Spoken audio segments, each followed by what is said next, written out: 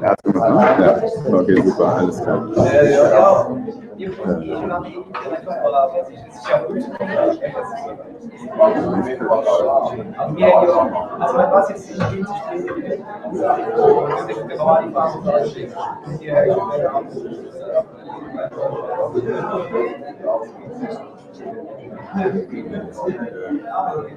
Okay, machen wir erstmal das andere. Okay, wir können ja mal Airdrop machen. Kannst du mir nochmal helfen, wo ich das Airdrop schnell finde? Okay, super.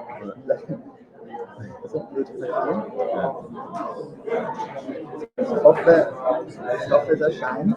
Das bin ich. Die 824. 824 soll es sein. Ja. Und dann musst du dich einfach da Drag and Drop die Datei da hinschicken. Ah. Ach so. Ja. Also einfach. Ach so, okay, sorry. Also ich kann mich nicht mit meinem Rechner das darstellen. Aber du kannst mit deinem Rechner, hast du USB-C? Ja, das kleine. Ja, dann kannst du einfach einstellen. Ja, dann machen wir das. Dann machen wir das doch, oder? Dann machen wir das. Und dann ist gut. Roberto, Ja. I have a live stream for you. Ja? Geht das hier? Aber im Moment läuft es über meine Coworking Space Control. Ja. Weil mein persönlicher Account geht nicht. Ist das für euch so in Ordnung? Solange ihr das habt und es ist speichert. Okay, so it'll be recorded and whatever. Okay. Can you test it for me? Sure. So youtube.com/c/effingerburn/live. Yeah, I'll tweet it, huh? YouTube.com/c/effingerburn/live. Or just, you know what, just give me a second to post this.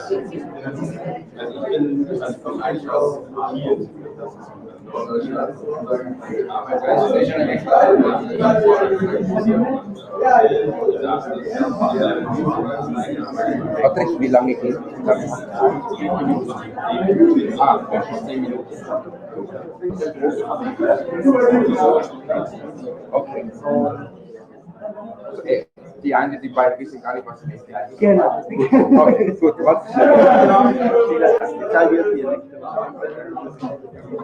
Ein Thema. Okay, all right. Yeah. Can you say it live?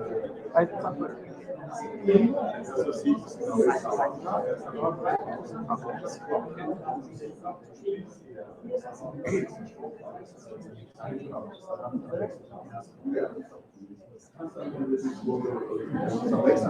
English, huh? Language is English, right?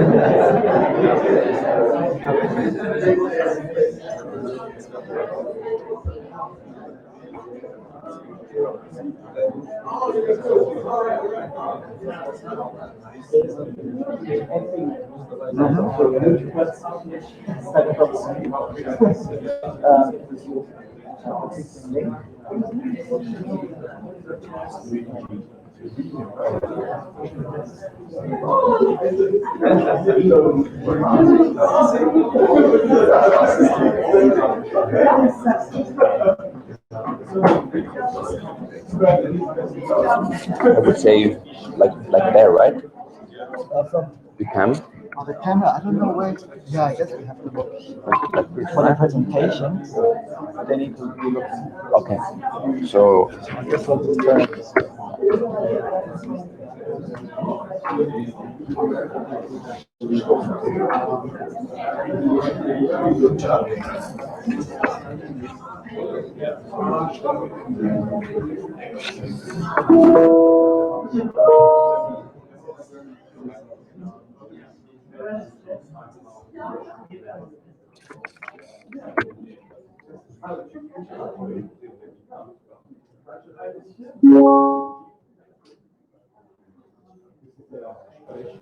It is the right position. Yeah?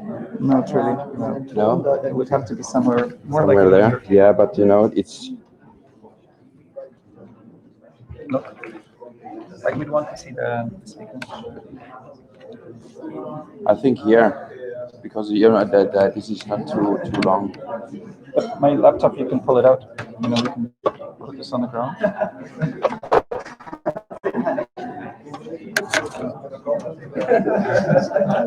Yeah. You want to see the slides and the presenter. slides. And the presenter, yeah. Maybe then we can change. Perfect. All right. Sometimes. Yeah, there we go. That's fine.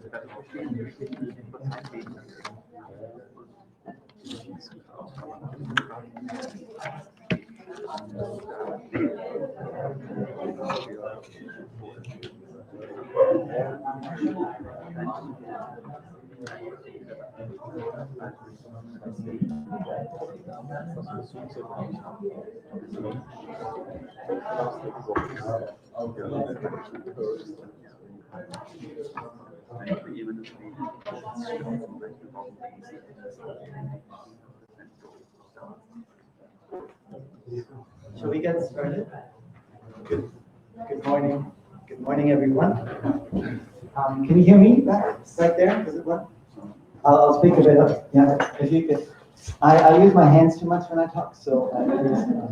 So my name is Patrick. I'm an editor here at SwissInfo, and I'm extremely excited that you all came to our offices here. That you came to Bern to join us in this hackathon. I mean, what we're trying to do here in the next couple of days is just have a dialogue, have some kind of discussions on how we can elevate linguistic diversity in newsrooms among people who code, journalists, linguists, and other like-minded people. Thinking about the problem with technology is that technology can make things very uniform. You can optimize things, and sometimes things you optimize end up being the same. But technology can also be used to, to elevate this diversity and celebrate it as something that is good, that's an asset, and that can enrich our lives. And that's something that we kind of want to do here at SwissInfo. We are here at a little powerhouse of multilingual journalism. The Swiss Broadcasting Corporation has units in 4 national languages, and SwissInfo is the other unit, and we publish in 10 languages. So we publish in 10 languages on a daily basis and reach audiences of millions in these languages. But we are, of course, much smaller as a public broadcaster than other public broadcasters like the BBC and Deutsche Welle. And so what we do is we try to identify topics, beats, themes that are where we can engage people and reach people and enter the global conversations meaningfully. So one of the things we cover is we cover multinationals that are based in Switzerland, and we try to see how they operate internationally. We watch the fintech scene that is disrupting and definitely, some say disrupting, definitely changing traditional Swiss banking. We have correspondents in Geneva who are looking literally physically inside the UN buildings, and they're documenting how our international system is changing and what's happening with multilateralism in our age. And of course, we have cultural reporters who document this rich cultural life in Switzerland that is very multicultural. So you're really at an editorially independent media gem in the heart of Switzerland. And I'm very thrilled that we can open our doors to you, that you could be here with us, because in some way, what they call here service public, public service, public broadcasting media should be open to the public. And I think we achieved that here today, so I'm very excited.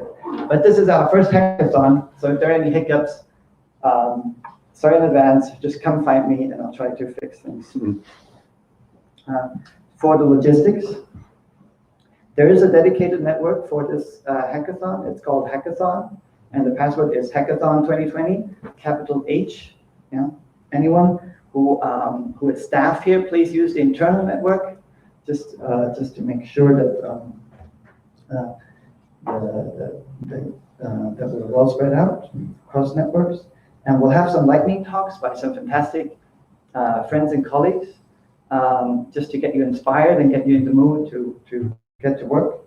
And then we'll ask the teams to present their challenges. We have on the platform a lot of challenges, so we thought we should narrow it down to just about 6, matching these tables, and we're thinking about minimum number of participants is 4 per challenge, and maximum will be 6-ish. And we'll see, we'll try to make it work. And we'll make sure that you're sufficiently fed and caffeinated throughout these 2 days. You'll get a lunch at the canteen. The code word at the counter is hackathon. But you don't have to feel obliged to eat there. There are also restaurants nearby. There's a pizzeria down there. There's a Chinese restaurant that way. There is a hospital canteen, which doesn't sound exciting, but it's quite okay food just that way. And the canteen is closed tomorrow, but we'll have sandwiches. And feel free to use these coffee machines, and there are some sodas and waters here, and croissant, and other stuff, and apples, and fruit, yeah. And so Saturday, we'll have the presentations, and don't worry too much about your product or whatever you're working on. It doesn't have to be perfect. The point is really to work together to exchange views and get see how you were thinking about this issue, and kind of get new perspectives into these problems. And of course, we want to share everything in the spirit of open data and public service. So be mindful that when you use any data or anything that is copyrighted, you have to check how you reuse, repurpose it. We can't do that for you, so that the responsibility is on you. And you also might be photographed or filmed. I am being filmed right now by a live stream, which is incredibly intimidating, but that's just, if you don't consent to that, let me know, and we'll make sure that you're not photographed or filmed. Any other questions, just ask me. Join the Telegram group. If you can't reach me, join the Telegram group and just ask the group, and we'll figure it out. And doors are open during business hours. There's added security in the evenings and tomorrow. So just if you need to go out, just let me know, and I'll badge you in and out. And there's you can always go to the canteen, and there's a smoker's corner right next to the canteen that's always open. And toilets are on your right. If you go out, just on the right. And at the entrance, just at the reception, there are also toilets. And participants at the hackathon, so if you're just here for the lightning talks, but we'll get one of these mugs. So if you want one of these mugs and you're just here for lightning talks but want one of these mugs, stay on for the hackathon and get one of these mugs. The hashtag for today and tomorrow is SWI hack, SWI hack. Did I forget anything? I think that's it. If I forgot anything, I'll let you know later. But I think we can start with the lightning talks perhaps. Thank you again very much for being here at SwissInfo. And I can't say how excited I am to say that you all took the time to be here. Thank you. Thank you. Thank you.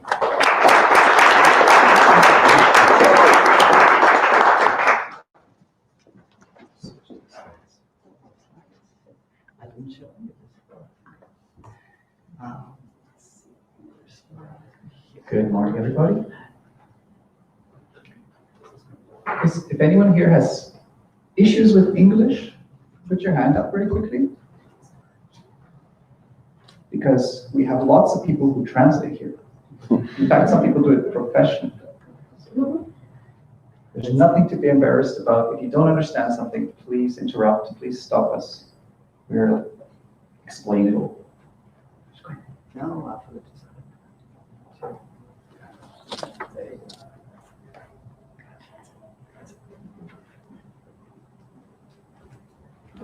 So, guten Morgen, bonjour, good morning, dobre utra. I won't try any other languages, but I wish I could. It is a real pleasure for me to be here with you today. My name is Oleg Lavrovsky. I am representing Open Knowledge.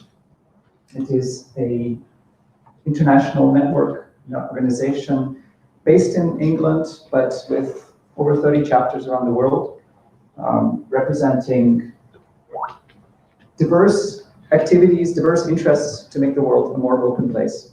And I thought I'd just start this morning with a 1-minute video, seeing as we are in the heart of public service.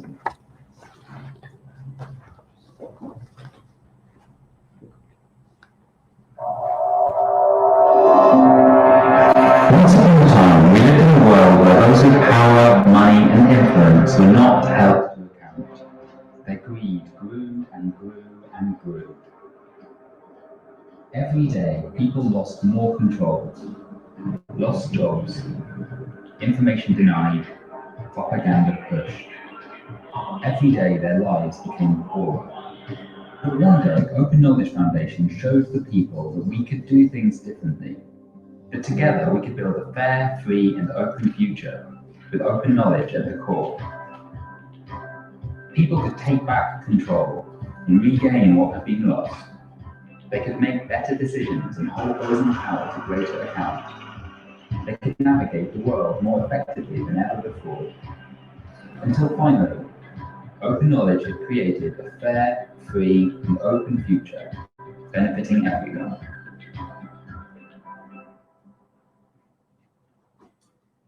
Right. So that's the new corporate jingle that just came out yet a couple of days ago. As a disclaimer, I am not being paid to be here. I do not work for Open Knowledge. For the last 10 years, I have been an activist and volunteer, just as I'm volunteering here today, to make the world a more open place. And in Switzerland, I'm doing this mostly in wonderful purple colors. Through the, just 1 second, sorry. There we go. So, so the number one thing you probably just need to know today about Open Knowledge is that it is a group of people who maintain the open definition.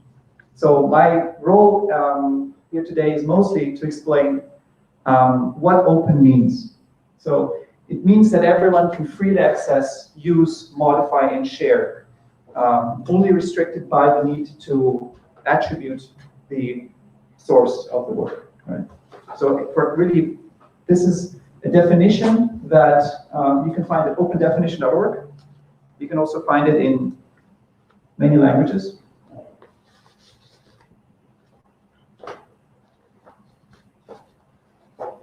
And the association, which I have helped to start and which I have been working with the last few years, mostly serves to maintain this definition in Switzerland. This association is called opendata.ch, and we advocate that access to data should be open, that it should be reusable, and that we want everyone to have, in society, to have the same chances to be informed. Not just to be educated and aware, but to be actively involved in shaping the future, just like you saw in the video earlier. We've been running events all around the country for the last 2 years.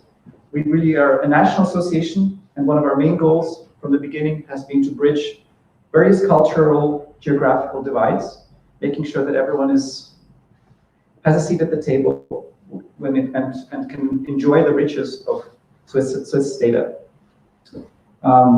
We've had several events in Bern. For example, at one of our first hackathons, we developed this visualization of the Sparmaßnahmen, so what the government needs to do to save money. So budgeting is tight. In the economy, especially in 2014, money was very tight. And so we tried to work with journalists to actually make some sense of the numbers in a way that people can access, people can learn more about, that it's not an 800-page PDF or a big book that you have to read through. And this is a little bit one of the key things we do, is we try to bridge gaps between the complicated topic and the wide topic. We work closely with the government these days, in particular as the community partners of OpenData.Swiss. This is Switzerland's e-government project and part of the mandate of the Bundesrat to really make open government data a key resource. So on this portal, OpenData.Swiss, you will find 7,000 data sets from all sectors of Swiss society, everything that is kind of administered by the government. Right? We are organizing various events. Besides hackathons, we have a national conference. Last year it was in Wankdorf here in Bern. This year it will probably be in Fribourg. In the meantime, at the end of April, we'll be in Neuchâtel at the Federal Office of Statistics at the next Open Data Beer event. And I'll be presenting there, so very much encourage you to join us. Tomorrow in Zurich, there is something called the Winterkongress of the Digitale Gesellschaft. This is going to be a very interesting meeting of people who are working in the Netzpolitik and kind of trying to promote causes around digital freedom. Several of our association's members are going to be running workshops and presentations. So if you get bored here today, well, go to Zurich tomorrow. We can try to live stream or cross-pollinate between the two sites for sure. We just launched something called the Prototype Fund. This is a partnership with the German Association Mercator Stiftung, and it is one of our long-standing projects to try to make open data sustainable in this country. The Prototype Fund offers funding and network and coaching possibilities for people who are starting things based on open data sources, trying to promote the cause of open data. You can get up to 100,000 francs of funding, if I'm not mistaken. They had a kickoff event in Bern yesterday. And if you come up with any cool projects here today and you think you want to give them some wings, check out prototypefund.ch. We love data visualization and we love data journalism. So I've been involved myself in quite a few projects with journalists trying to communicate something with charts. I just thought I'd share this chart with you that just came by my radar this morning. It's the daily coal consumption at Chinese major power firms. Here you see the tendency over the last 6 years, during this part of the year. And you probably can imagine why the current power consumption figures are so significantly lower in the last few weeks of the year. So this is due to the coronavirus outbreak. China has massively decreased its production, its outputs. This is having an effect on the environment. This is having an effect on our whole planet. And data helps us to connect some of these dots. And working with data journalists is an important reason for why we do what we do. We are also very much involved in the whole topic of Creative Commons. So as Patrick mentioned, we have a platform here for you today. And at that platform, we're going to collect all the results. So whatever you want to share, whatever we can document, whatever we can learn from our experience today, we can put on our platform. And everything there will be Creative Commons licensed so that it is open access, so that people can really reuse it, can learn from it, so we can go beyond today and tomorrow with our results. And so that you also retain ownership, so that you have digital rights, so that you are acknowledged as authors of your ideas and your creative works. And nobody can take that away from you. This is a picture of another hackathon a few years ago, organized in Zurich at Swisscom. And this is, you can't really see it very well, but this is someone sleeping. Hackathons are kind of a sports event for the mind, right? You go flat out, you try to do something, you try to go outside of your daily routine, your natural element, you go out of your comfort zone. That might be very tiring, but it's exhilarating, it's fun, and you will grow through it. That is something I'm convinced in. And so one of my personal interests is to develop better platforms for hackathons, to make hackathons more awesome. So I want to just get back to really focus on the topic today. This is a nice quote I read in a Swiss Info article about human rights and the initiative to create to widen the mandate for civic engagement. And it said in that article, there was a quote from an expert, it wasn't the journalist itself, saying the average Swiss citizen today wants above all to earn money and provide for themselves and their family, not to serve the public at large. I think that's a really interesting statement. I think it puts into the heart a lot of the debate about the changing nature of work, the changing nature of citizenship and responsibility. By the way, I'm not a Swiss citizen, so I can't really speak about this topic fully. But I do think that it is interesting. Why would people decide to commit themselves to a public service voluntarily? Each of you has taken that step today. You've come here, you're not being paid. Right? No one's being paid here, right? Come on. We're volunteering, we're spending our time. We've had to put pressure on our bosses, maybe, sure, okay. But this is not in the line of duty. This is above and beyond. So what compels people to go above and beyond? I find it fantastic that the SRF publishes its facts. There's one of these brochures you can pick up at the reception. Talks about how much quality content is being produced. There's a bigger book called Facts and Figures. All this data, it can be found on the website. There's only one page in here that I find particularly relevant.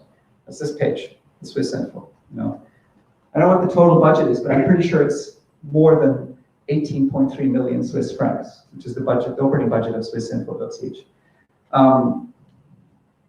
You guys are doing an amazing job here for those 18 billions. Anyway, here to support you.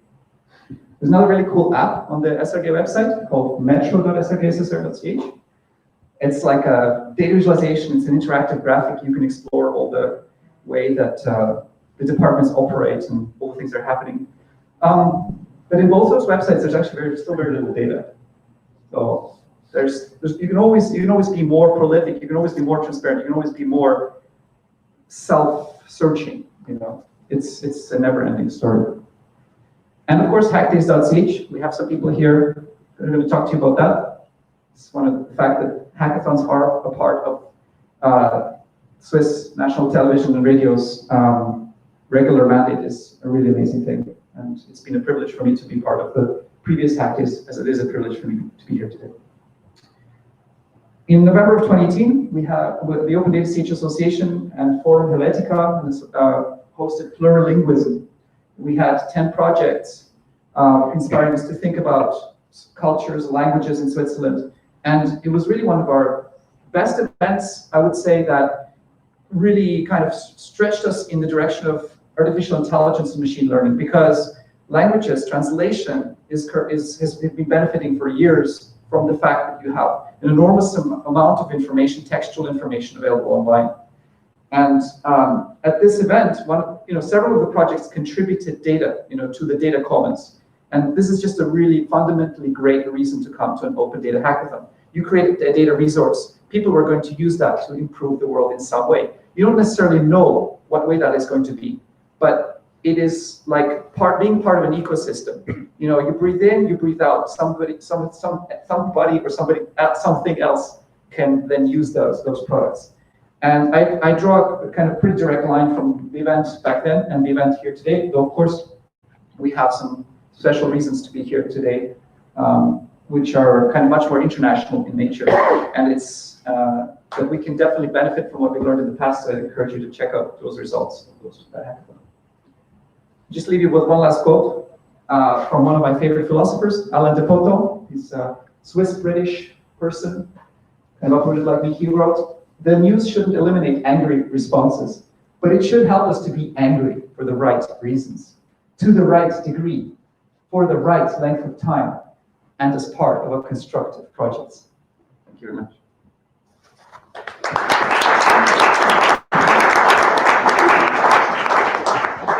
Thank you.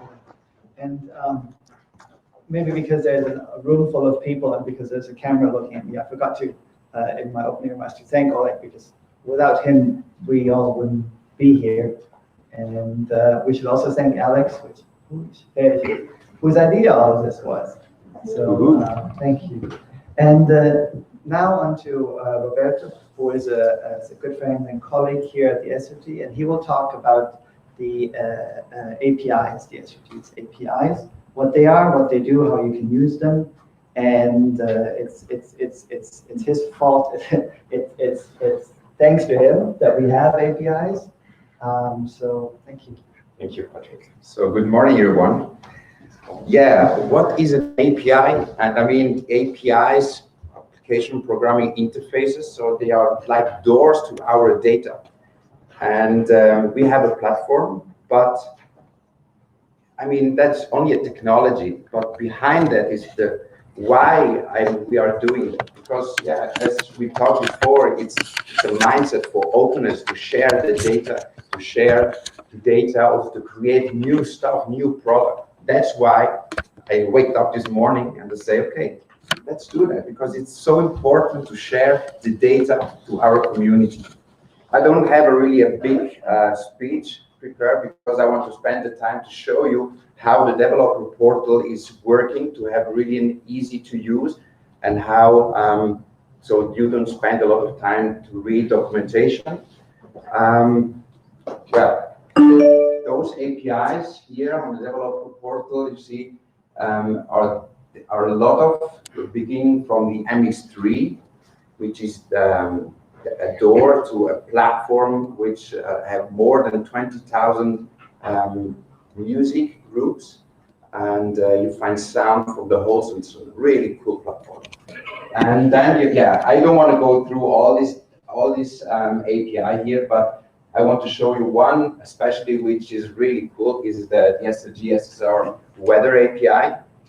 And it's really easy. Here you can read the documentation about how to use it, how to where to download some code, some zip file, some icons, and then when you go to see the full documentation, then you have here on this side the technical part. So that means on the left-hand side you have the navigation, which gives you information about how to navigate in this documentation. And then on the right, you have the different kind of methods, how to get the data. So who is a developer today here? Okay, it's very good, so many. So, and those guys, I'm sure they can help to others to see how it works. So, but if you click on the current forecast, yes, right.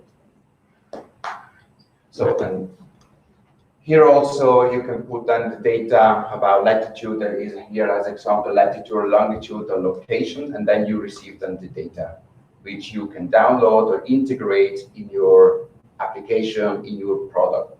And maybe I can show you some things.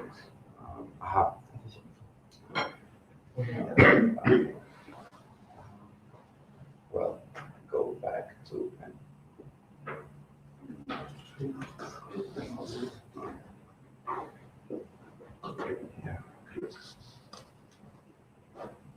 Also very popular API is the SRF EPG, is the Electronic Program Guide, which also is usable.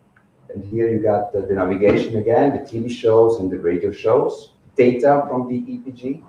Then you can click here on the TV show guide, and all API, the technical documentation is the same on all API.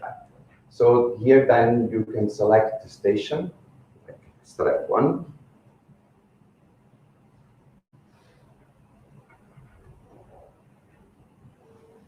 And here the date.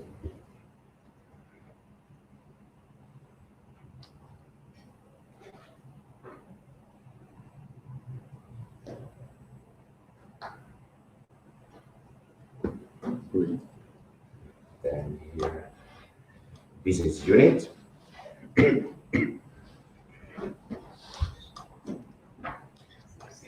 And one of the most important thing is that you need to first register, right? Sure. But then you can create you register on the platform, you create an app, and then you got then the keys. And with the keys, you are then able to download the data. I'm here anyway, so you come to me, and I then can explain in much easier. Again, date.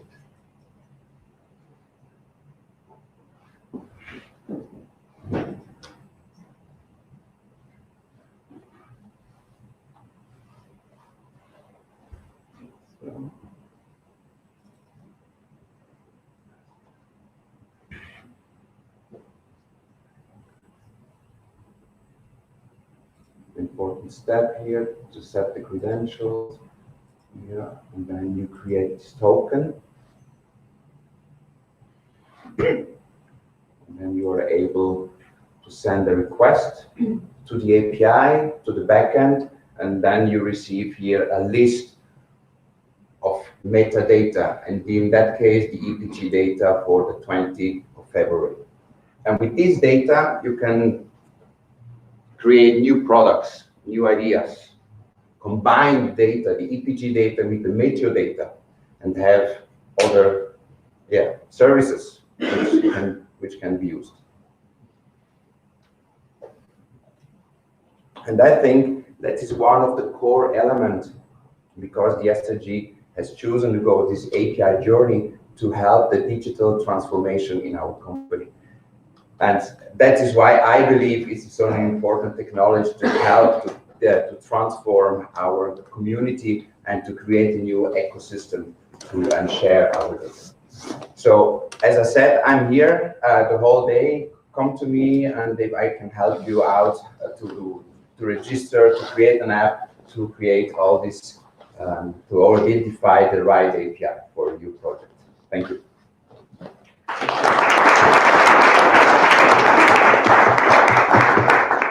Thank you.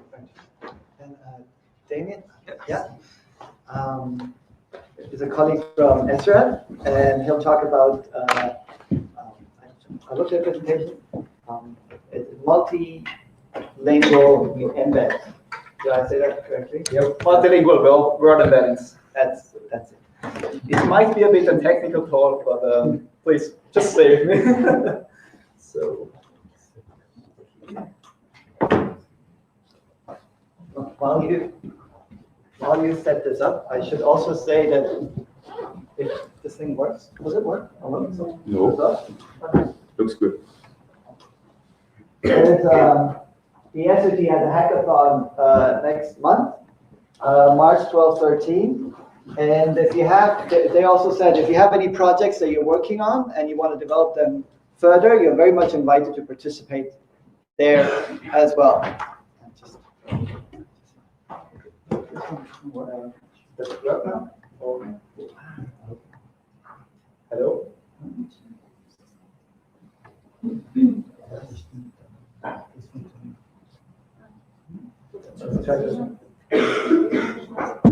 This one works. Oh, yes, this one works now. Perfect. So, as I said, my name is Damien, and I work at SRF at the archive, and I'm there mostly for data science and machine learning projects. And what I want to talk today is something called multilingual word embeddings, which is just a really nice application, and it's also, you can get started with this quite quickly if you more or less know what to do. But I'm here for you to show that. So first of all, maybe what is anyway the use case of all of this? And the main problem that we want to solve is if we want to use text with a machine learning or with any algorithm, we first need to encode the different words into vectors, which are just like rows of numbers. And this is because machine learning algorithms can't directly interpret words. Now, as it is done for a long time, was this kind of one-hot encoding, where you just have a vocabulary, and this is just a list of words. And if a word occurs, then you just put a 1, or if it's not a word, then it's a 0. Now, the problem there was always that you don't get any additional information about a given word. For example, the word cat in this row is just the same way encoded as the word a. So you don't get any additional information. Now, in recent years, there was this thing called word embeddings, which quite took off and really also advanced the state of NLP. And the general concept of word embeddings, the main idea is that if a word occurs in a similar context, it tends to have a similar meaning. For example, the word dog or the word poodle occurs mostly in the same neighborhood of words. You can interchange them more or less. And the idea now is that if we optimize a model which tries to predict a word out of this context, then you get a word embedding, which is just a point in a vector space, which has the following attribute, mainly that if a word is similar to another, it's also near to each other, and if a word is like far has a different meaning, then the word is further apart in this vector space. Let's just see this here. You can see it down there maybe. So what you usually get is some kind of clusters, for example, for animals, which are near to each other, and another cluster for example, weekdays. And what does this help us now? Now, the really nice thing is if we put those vectors in a downstream task, for example, a sentence classification model, then that model no longer needs to learn all these relationships from new, so it already knows them from the beginning without any additional input. These methods are also quite mature yet, so there are several different frameworks which are really easy to do them with, and you also can really quickly start with word embeddings. Now for the main part of the talk, and maybe also the thing that's a little bit more interesting here, these are the multilingual word embeddings, which is a technique which started maybe, I think, around 2018. And the idea there is that we no longer just want to encode one language, but several languages at once in the same vector space. Now the assumption there is more or less that if we, oh gosh. The assumption there is that generally if you learn a word embedding in two languages, you will get a different vector space, but the overall structure of these vector spaces should be similar, because like the relationship between the words will stay the same between languages. So what they tried then is just optimize a linear transformation. So it's just they just switch the vector spaces until they overlap more or less, and then what you get is, and that's maybe the best point of this talk, is that you will get the meanings of different words, different languages will be really close to each other. So you see here maybe horse will be next to Pferd in German, and dog next to Hund, and also with all the other words. So what we now get is if we use this vector space in a downstream task, the model can be independent of language. So you should theoretically be able to use the same model for German or for English or for French text. And it will, for example, classification should work out of the box without even training it again on a different language. The other nice thing about these word vectors is you get them for free on the web. So you can just download them from, example, from fasttext.cc, which is, I think it's from Facebook, but you just get like these text files with all the vectors in it, you know, for 4 languages, and they are already pre-trained. You can just use them. Now a quick demo, just that you see how it looks like.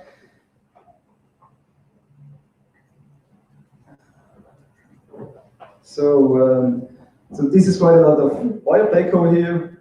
Let's skip that. Now, what we do here is, this is just to show you how the word embeddings look. Now I have here 6 words at the top: cat, dog, fish, November, December, January. And if the things that I told you before is correct, then we should see like 2 clusters, one for the animals and one for the months. So let's just run this. And indeed, so what we see here is now that the animals cluster in this part, dog, cat, fish, and the months cluster down here. So at least that, and this is just the data that I took from FastText. So it's one-to-one, the thing that I just showed you before. Now let's go to the multilingual parts, where we also load the German aligned word vectors, and now we just try to encode some words in different languages. In that case, cat, forest, sausage, and sheep. So if you do that, oh gosh, no, I should start the wrong thing. Oh gosh, okay. Yeah, let's see. Yeah, but what you would see is exactly also a vector space, because I know loaded the data again, it takes like 5 minutes to load it, so I just skipped that. But what you also could do is you could really create also a ad hoc word translation thing by just getting the nearest word for example, in English versus in German, and then you would really just easily be able to translate, for example, dog food or cat. Sorry, if you want to see it, you can come to me afterwards.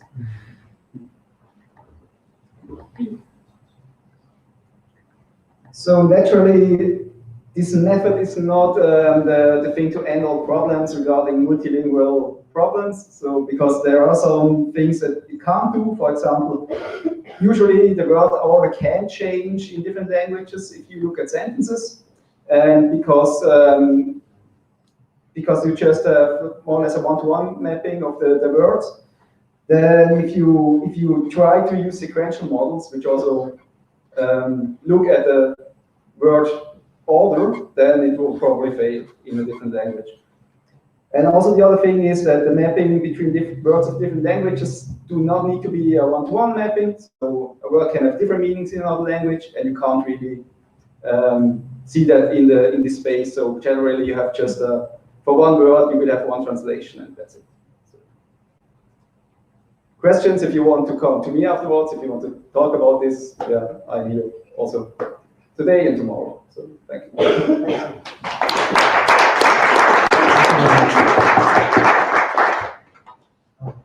So, and then Kai has traveled from all the way from Bonn, from Deutsche Welle, to show us very kindly something that they have worked on with some other public broadcasters. Right? Two other public broadcasters on media, on video translation workflows, how to optimize video translation.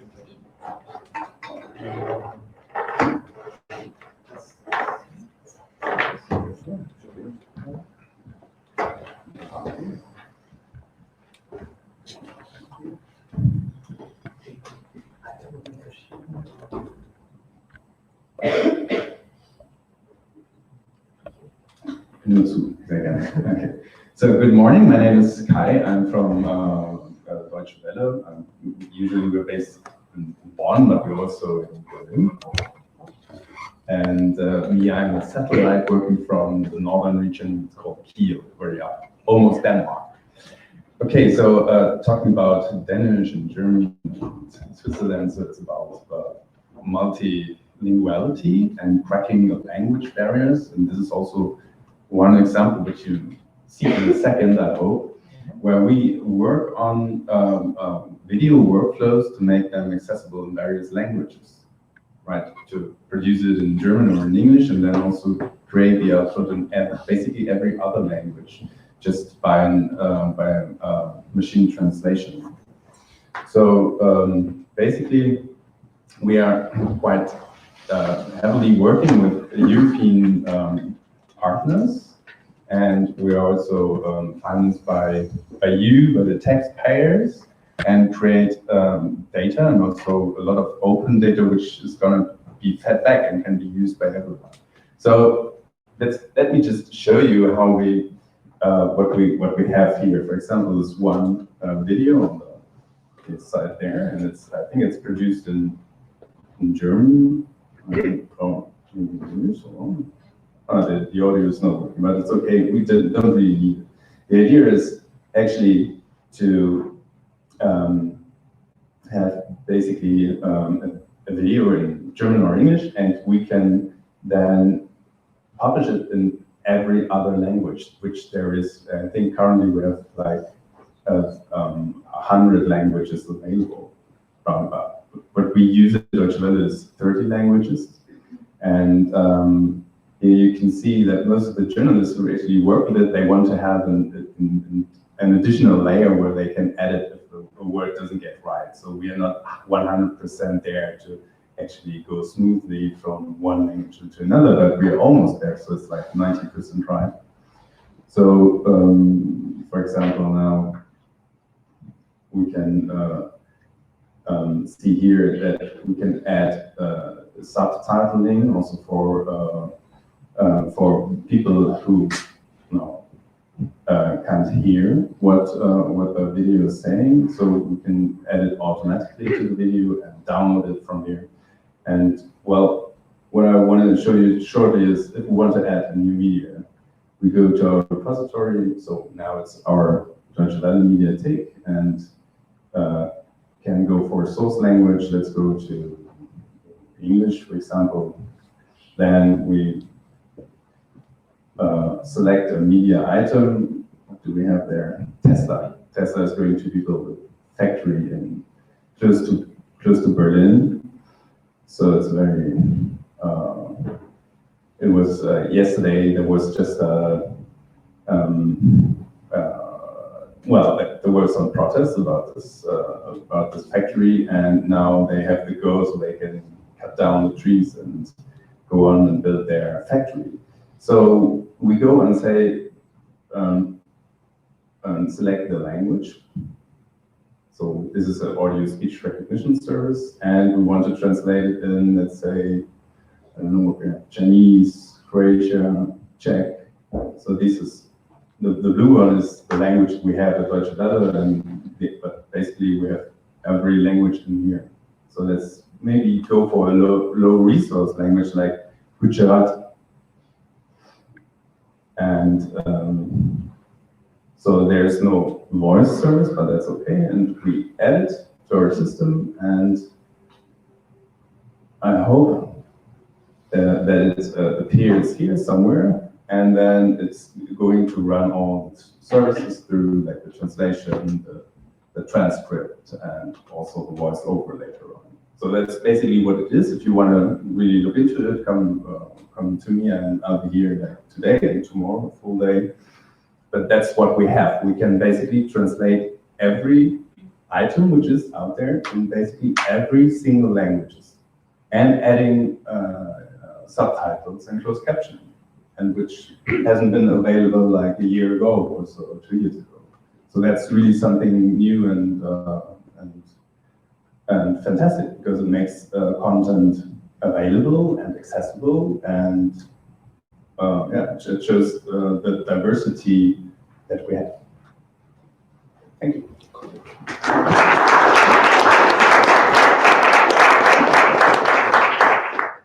Thank you very much. I guess so. That's it with the lightning talks. I was supposed to do the logistics afterwards, but I just kept talking. So I think I'm done with the logistics. If the Wi-Fi password, you have it here. If you have any problem, come find me, call me, or write in the Telegram group. And so those who are here for the lightning talks, this concludes the lightning talks. And now we'll go to the presentation of the challenges, the various team challenges. Is there a team that wants to start? Does anyone want to start? Colin?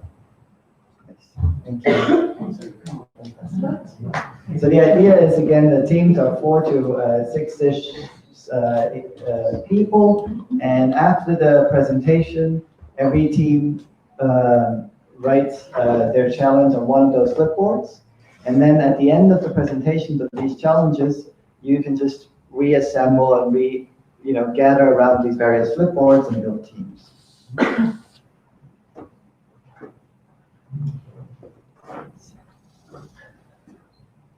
Keyboard services. Okay, I'm Carlo. I'm part of the multimedia team at Swissy. My challenge is our challenge is born out of frustration. Frustration with copy paste. I'll explain. With the advent of social media, we have been producing more and more text on video. And what does that mean? It means copy paste.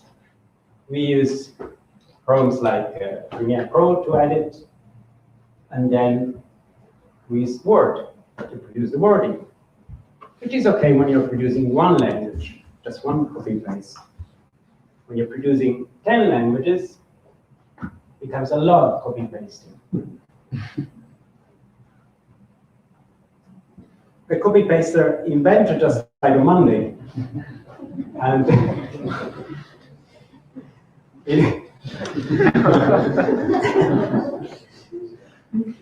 he invented copy pasting to make people's life better, not worse. He actually said artificial intelligence is whatever hasn't been done yet. And I think we should be more intelligent and find something that is better than the current workflows that we have. So what if we could export XML's data that is in our projects, make it into text, and make it into translatable text, and make it into an open format that can be used in different programs. So what if the objective this 2 days could be to write a white paper to the software makers, for example? But I'm open to other suggestions. Thank you. Thank you.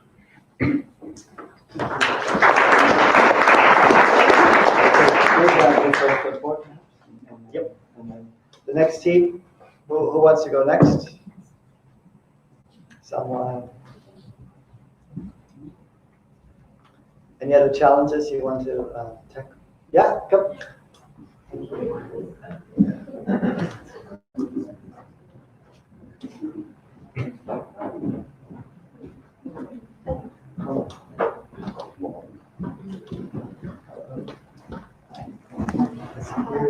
We just have things to show. We don't have a proper presentation. But we can. This works. Hi, so I'm Elisabetta from Deutsche Welle, and I'm Lucia Gonzalez from BBC World Service. yeah, we used to be colleagues, and then I moved to Deutsche Welle, and we are visual journalist, designer, infographic, trying to do storytelling with visuals. And when I joined Deutsche Welle, I realized we have the same problems as we had when I was back to the BBC when working with languages.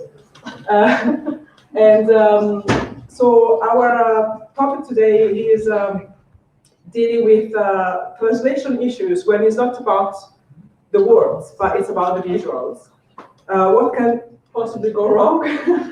And yeah, so I can show some example of what can go wrong. Yeah, so the thing is, we tend to do, so we work with BBC News very closely with the visual journalism department and the data journalism department. And they make pretty things like this, which is a green dye calculator, in which basically the idea is to make data approachable to people. So this calculator, for example, did you go down? Depending on your food choices, it will tell you the impact on your environment. This is usually translated in the 40 languages that we offer. But then what we found is that while this works beautifully in English because it's beautifully written in the way that half an avocado per your entire year, your consumption of avocados is supposed to be in so many greenhouse gas emissions, etc. We find that there are lots of challenges from the way language is structured. So if you see this beautiful phrase here, so many liters of water equal to 25 showers.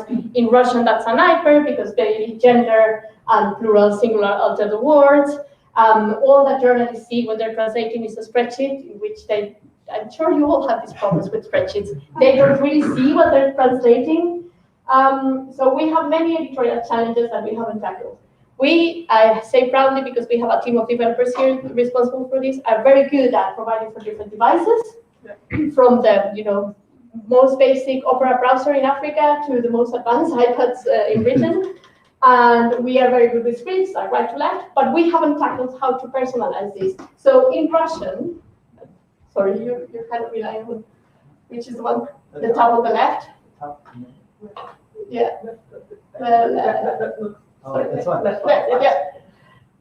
This ends up being something like 35 liters is the amount you would have spent, because obviously they can translate anything.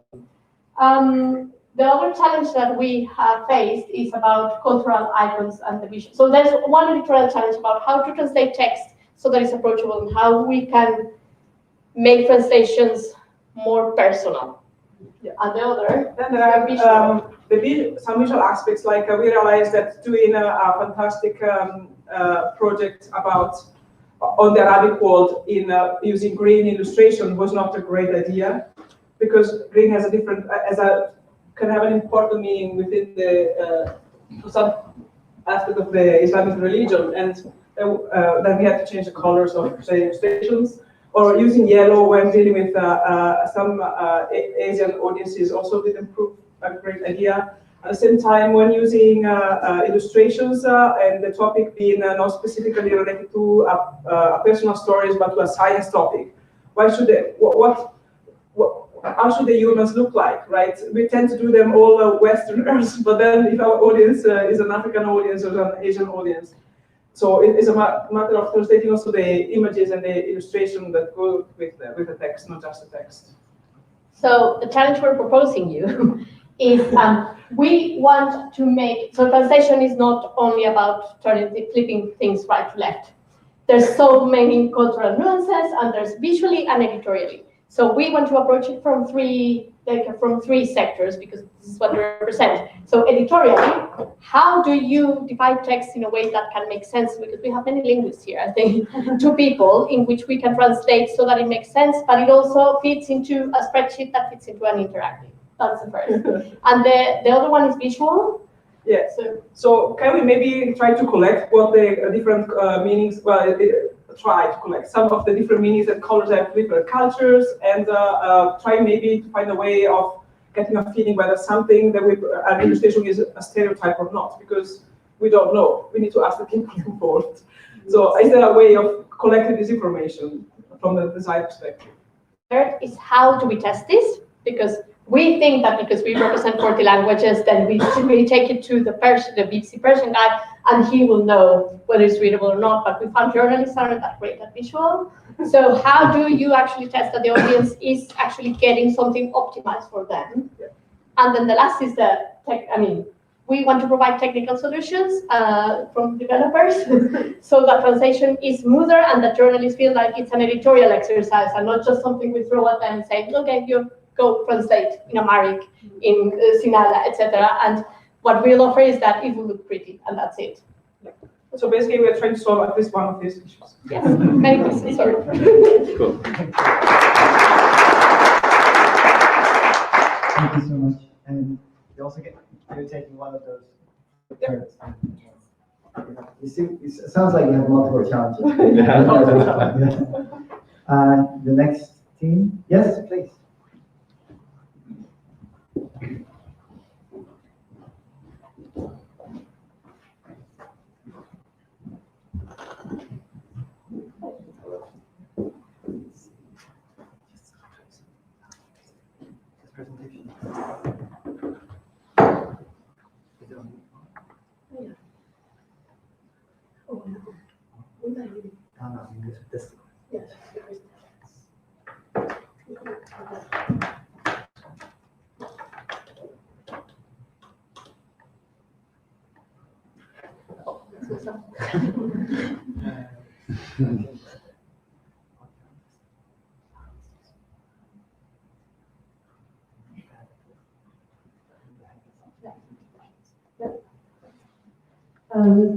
Okay, so I'm originally from Ethiopia, and I have two small kids, and while trying to teach my kids their second mother tongue, we have problems of educating them in the most engaging and entertaining way, especially for my almost 2-year-old.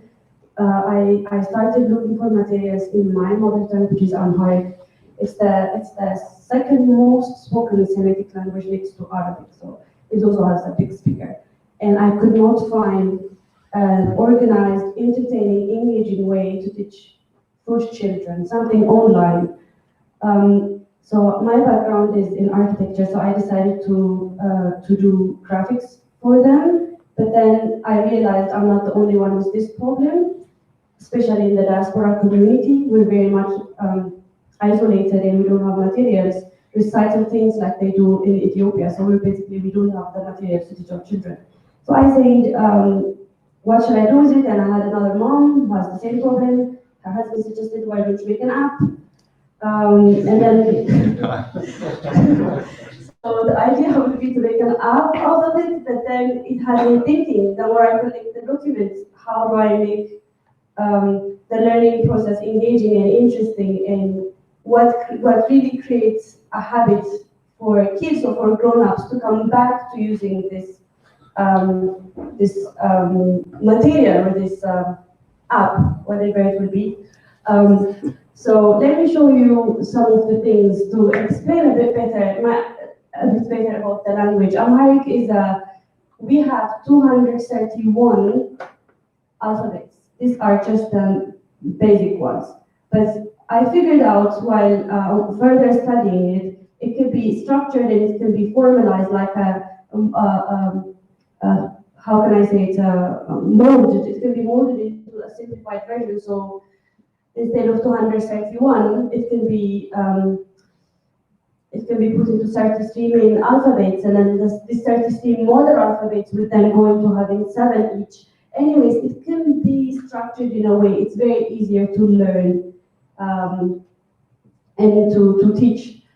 So my challenge is basically this. For example, the technicalities are very easy to teach the alphabet. It's more of the psychology of it that maybe I want to challenge you with. Is like, how do you make learning entertaining? How do you make learning engaging? What is the psychology behind people using one app 57 times a day? What brings people to use that app, and how do we make that in a learning game? So maybe that's kind of the challenge. For example, to give you an example of the technicalities of how this app or this program would work, my plan is to start from a simple line into kind of evolve it into being able to make all 231 alphabets of it. So the kids will be challenged to use this line into multiple kind of touch games in which, for example, if you pull it up, it turns into a bat. If you turn it down, it turns into a ha. And if you copy the ha, it turns into a sa. So basically, the more you do, it opens different pages of the alphabet, and then you go into this. I have it all mapped up in my head. If you're interested, I can explain. But yeah, my challenge, the question I will be asking new programmers, someone who works in the field, would be: how do you make it engaging? How do you make something memorable? And yeah, what keeps happening? You make games. Why do people play games? And how can we integrate it with learning and kids? That's basically it. Thank you.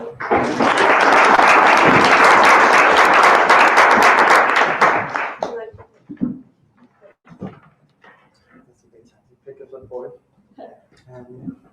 The next team? Is there the team? Okay,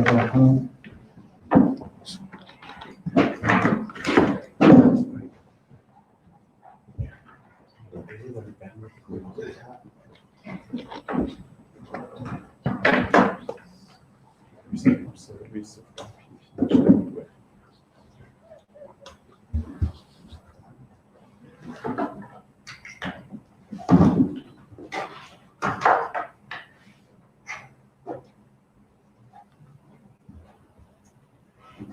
Everybody had really great presentations. We don't have one yet, I'm really sorry. Yeah, we were thinking about what challenge we could tackle, and one problem that we thought of is, so my name is Alexandra, and I worked for Swissinfo before, and now I work for NZTech, and at Swissinfo, when my texts got translated, or also when colleagues had their texts translated, you sometimes have the problem that things must be really quick or must work really quickly, and you don't know if the other versions of your texts might have errors. And this combined with a problem that we have with, for example, fake news. So when people talk about fake news or about errors in journalism and texts and videos and other content, they might not be on purpose. They might have happened because there was not enough time, because translation was happening in a way that an error occurred because somebody got something wrong, or maybe a place or a time or something was just translated in a wrong way. So content can be wrong, and that can be not on purpose at all.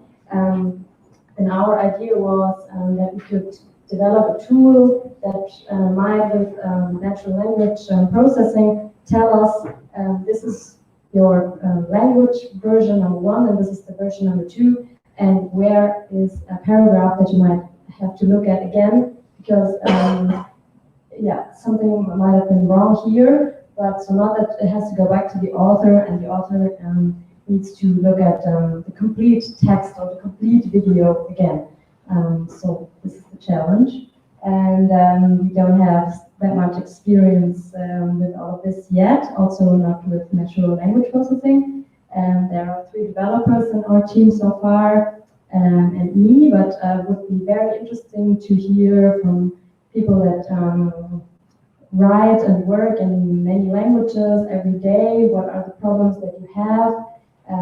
Do you have hints for us? What are your problems that you experience in your everyday life? And with text translation or other translation, what goes wrong? That would be interesting. And also, yes, people that have worked with natural language processing and probably word vectors looks like something that's interesting for us.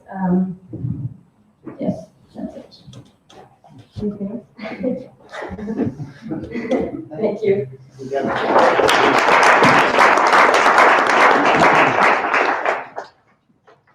Any other challenges? Does anyone have a challenge to present? Yeah, super.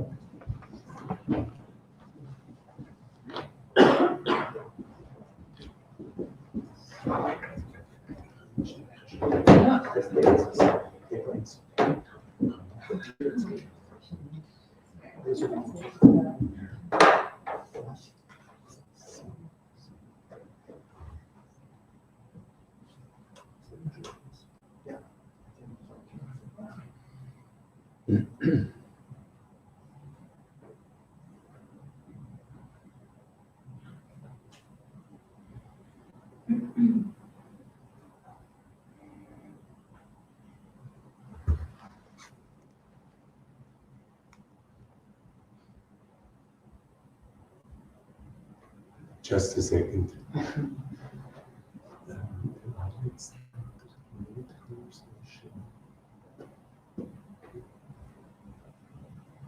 As I said, with Rupert's challenge, we'll have 5 challenges. We were hoping to get, we were thinking a maximum of 6 challenges, so there's 1 slot in case you want to present your challenge. You have time to reflect, to think about that. Oh, you've got one? Okay. We've got one. Reflect. Okay, hi everybody. I'm Hubert Zumwalt from Swissinfo, and I work in the IT department. And when this hackathon came up, I thought, what should we bring? Because one of the ideas I propose here is technically quite explored, but it's still something that we didn't realize, and I would like to discuss a little bit how could we bring it a little bit further. And the topic I had is to have a more vivid conversation. Because today we have articles on our page, and then you comment on this article. And the idea we had is how can you make this communication a little bit more vivid, that it lives, that we have really a conversation on the website, and we thought about how can we take even further, that we have a multilingual communication or conversation. And what we did is that we made a technical prototype to have an automatic comment approval with kind of a sentiment analysis to see if it's a good comment or if it's a bad comment. We developed some prototypes to have an automatic translation so that it's visible. You probably all know how is it, eBooks or the Booking.com or TripAdvisor, where you get the comments translated, and we developed some prototypes how you can show that it's translated. And because we thought for us, for Swissinfo, it's quite important to distinguish between the journalistic work, high quality thing, and what's automatic or what is kind of a lesser quality, to show that clearly to the user. So we had this approach with automatic translation, automatic commenting tool. And with those, we thought we are able maybe to have a more vivid conversation, that is really a conversation takes place. The system we have in the moment on our website is that an article may be the first day on the front, and the second day he's gone away. And that's also things we thought about improving the user interface, that the article stays current on the first position, and that we also have that we show how many comments are there, and to really engage the people. So that was kind of this proposition. We also had some that we can, in the article, you probably all know medium.com, where you can read some books or articles, and if you want to comment something, you highlight it, and then you can really highlight to what you would like, or where your comment belongs to. And then we also had some usability issues with the easier sign up and so on. So if you're interested, you can have a look at the video, and we had some raw prototypes, and we also have a prototype of this automatic commenting system.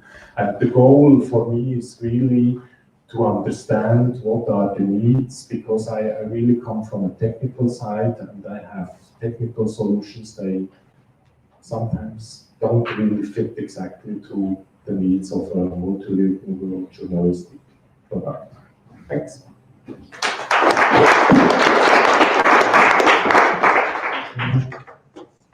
Thank you so much. So, there one more presentation. And then if there's anyone else who still has this challenge, let me know, and I'll try to get another report, and you'll have to with your flipboard.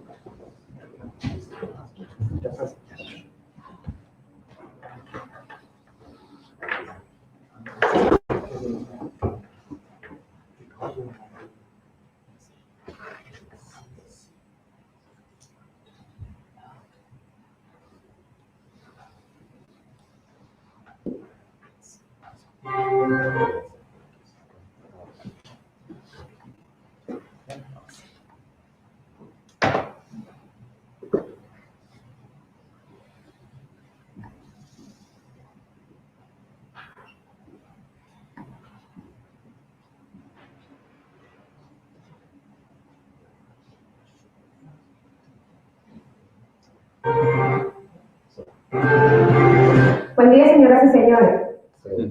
Very before. So all protocol observer, good morning everybody. My name is Emmanuel Bambele. I'm the director of the Diaspora TV and the initiator of the idea behind Diaspora TV Switzerland. As a protocol, when we go anywhere to do presentation about Diaspora TV, we always bring greetings from the faces of our team. So allow me these 57 seconds to watch this video. Es un placer darles la bienvenida a una nueva edición de las noticias en español por Diaspora TV Suiza. Mesdames et messieurs, bonjour. Bienvenue à notre journal hebdomadaire de Diaspora TV. Je suis Yvette Ballet. Voici les titres. مشاهدينا الكرام، يسعدنا أن نرحب بكم في أخبار هذا الشهر من دياسبورا تي. سلام زغبركم تعادلتنا كما يتغنيو. هذه بتيفي دياسبورا بالدارو كابتنا سويسرلاند زمحلالة فيهم. A very good day, ladies and gentlemen, wherever you're watching us from. This is Diaspora TV Switzerland, and I'm Promise Craft. Zona Vezotri, mi sa kienieto na edizione live per giù uscite na Diaspora TV na Svizzera. Bună ziua, sunt Cristina Gheicianu și vă prezint știrile Diaspora TV. Herzlich willkommen zu Diaspora TV. Ich bin Jenny Emanuel. Und ich bin Elia Bianchi. به نام خدا و با عرض سلام به اخبار شهر از تلویزیون دیاسپورای سوئیس. So thank you very much. That is a short greetings from some of our 40 member team. Just first of all, Diaspora TV, we have 40 members, and the challenges I was going to post or can we talk about is something I've been reflecting on. Technically, I'm from the technical engineering background, brainworks behind the technical production, the construction of the Diaspora TV. But we have challenges that has to do with, I have to go with image.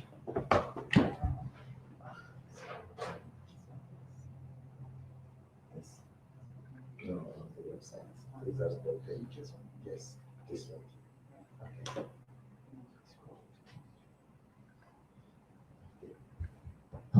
we have, in total, we have 40 member teams, but funny enough, they are all volunteers working in diaspora activity. So this is like the mirror opposite of what you have in other institutions like the Swiss Info, where people get paid.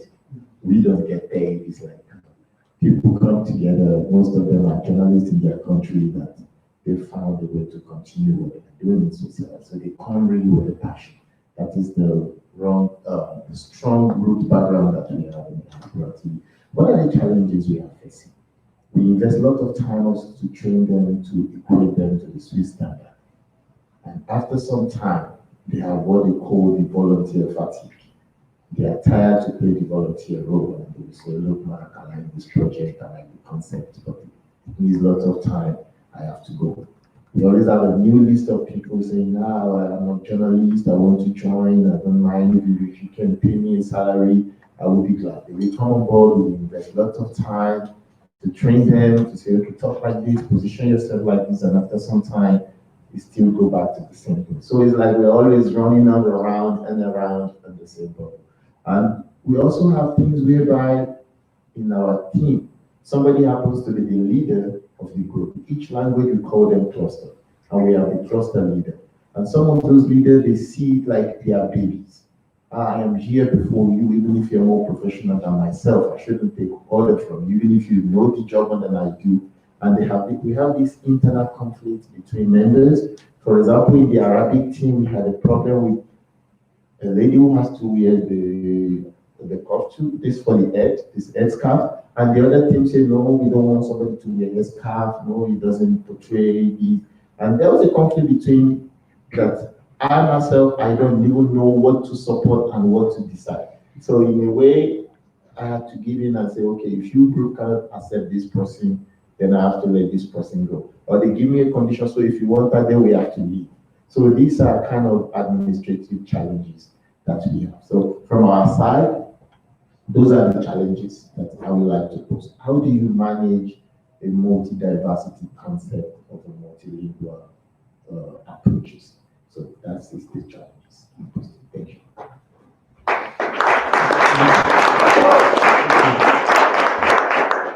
So if there are any other challenges, contact me. Does anyone want to present another challenge? I'll get you a report. Any other challenges? Good. I think okay. Oleg, do you want to say something?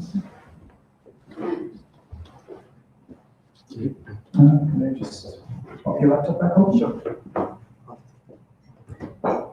So, thank you everybody for presenting your challenges. As you've seen with a couple of the challengers, we have set up a site to collect all the challenges together. So this is just the digital version of your boards. In the next few minutes, I'm going to go through the list of challenges. I've already been tweeting, trying to match the faces to the challenge. If I've made any mistakes or if I'm missing anybody, please let me know. But basically, on here, we have currently a web page per challenge. And any notes, links, materials that the challenger has decided to share with you to help you get started is on these pages. Okay, so for example, for the previous challenge, there's also a video to download. And in a few minutes, there's going to be just like a blank area at the top of each page where you can start adding your own notes and extending the challenge and asking questions and just interacting in any way you want. The important thing to note here is that this is online. So everything you post here is public. And this is a good thing because we are not just a hackathon in Bern, Switzerland. We are also a virtual hackathon with people joining us by live stream, via Twitter, and other social media. There are people out there who are interested in what we're doing, and they'd like to help. Some people are only going to make it tomorrow, etc. So this is a location where we're going to try to create some buzz around our projects. Now, you might decide to just take the challenge and respond to it directly. If you want to do that, you can click this join button right? And your name will be listed at the bottom here, and you can edit this text. So you can basically just take the challenge and continue working on it. You can also start a project. 1 second. I think it should have updated by now.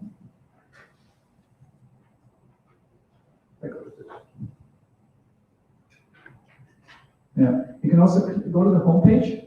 Here you have 1 day, 5 hours, 20 minutes. That's how much time we have left. Okay. You can click the green button to start a project. If you click the green button, there'll be a form explaining what to do. But what I wanted to say is it's really important. This is the main feature of this platform is this text here.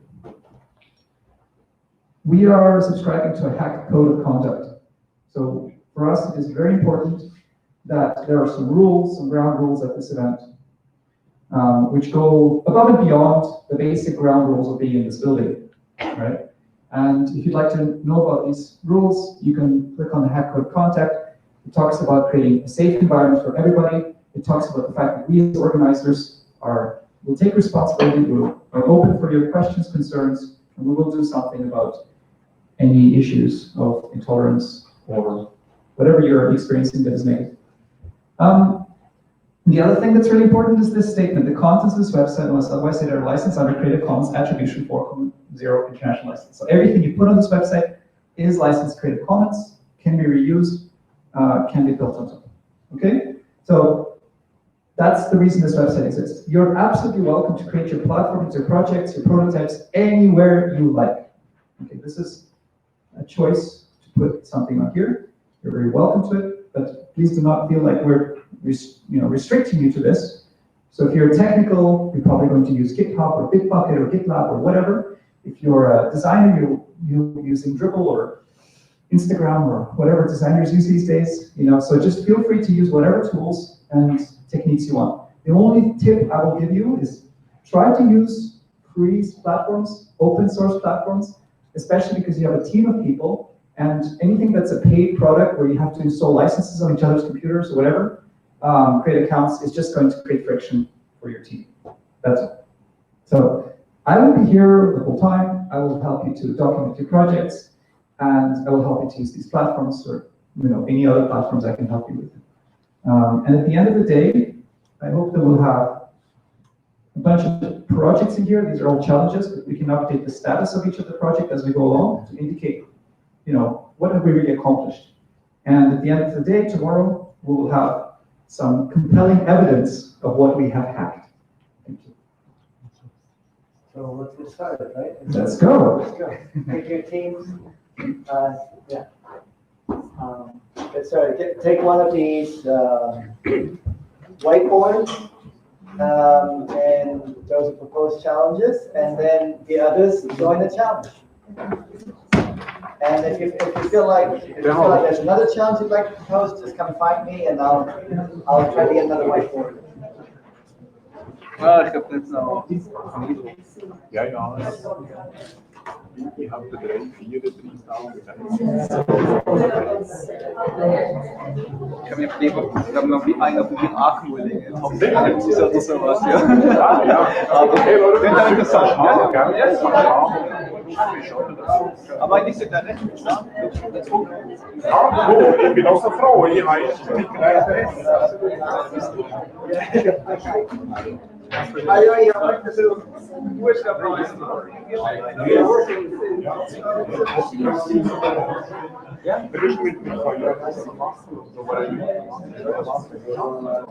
think my comments be understand, but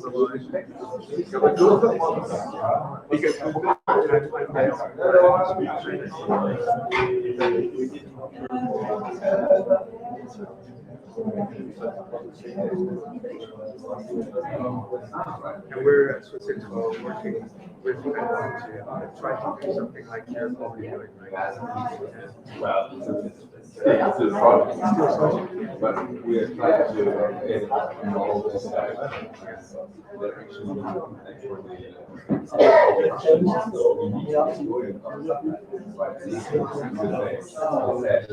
generally, From this generation.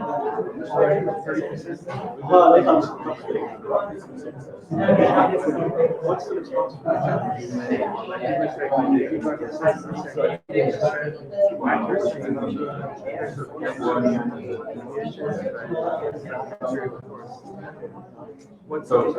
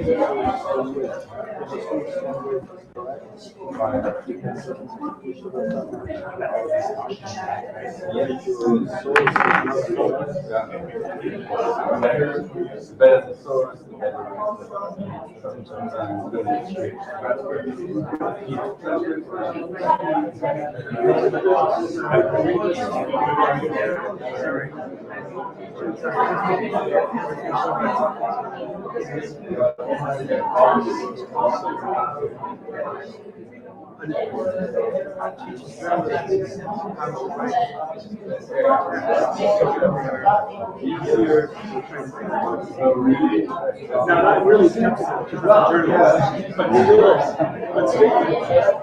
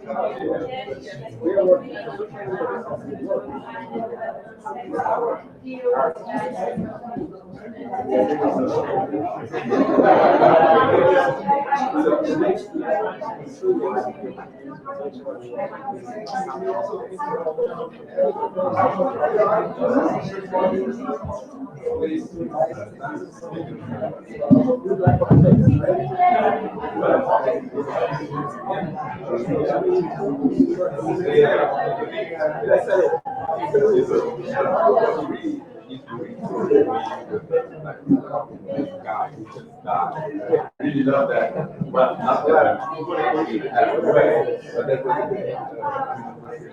was strong. Well, you are inspired. It really is.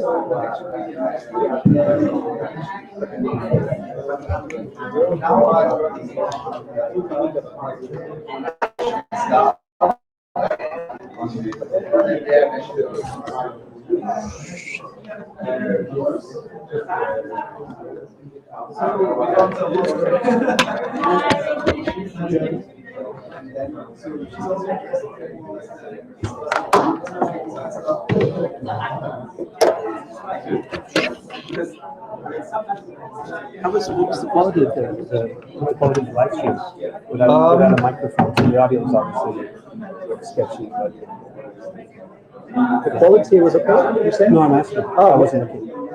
The quality, well, that's a good question. I'm running this through an open source conferencing platform called Jitsi, which I use for when I work. It was kind of a last minute switch. So I just turned this on and then I fed this live stream into YouTube without actually checking what quality was or anything. Okay. Right. I had to even do it through the quality of yeah. So that, does that have a microphone? Yeah, it has a good microphone. Okay. So we could hook up a professional microphone, or you could wire controllers as well. Coming across nerd. What do I let us on? We don't have to go now, you probably want to go now and see how it started, but we take one and tell you that it's quite interesting. We're working with something called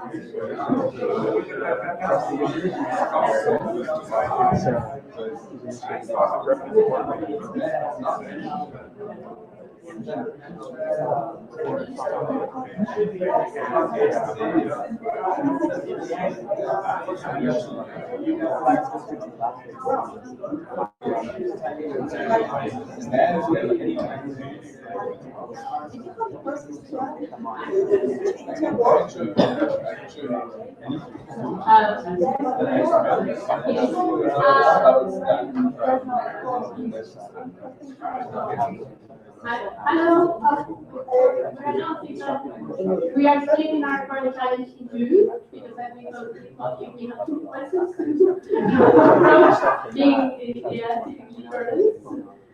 so we have divided it into two. One is the more like visual.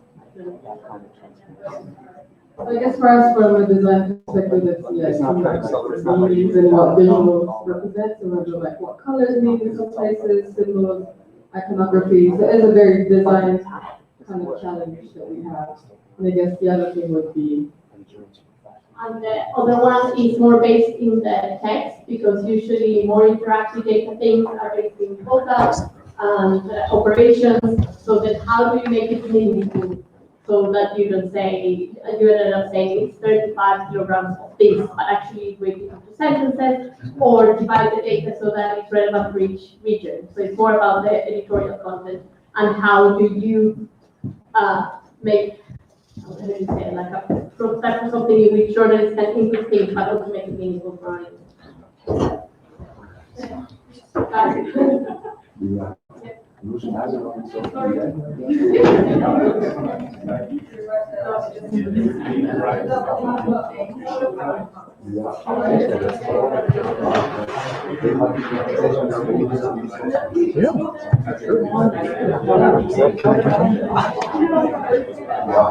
Thank you.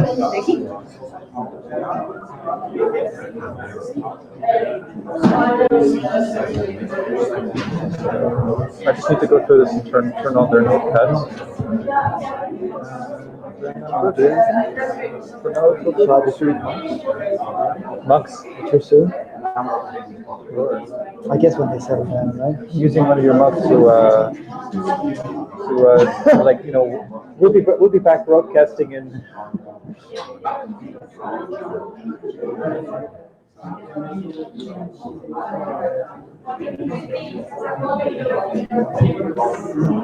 So,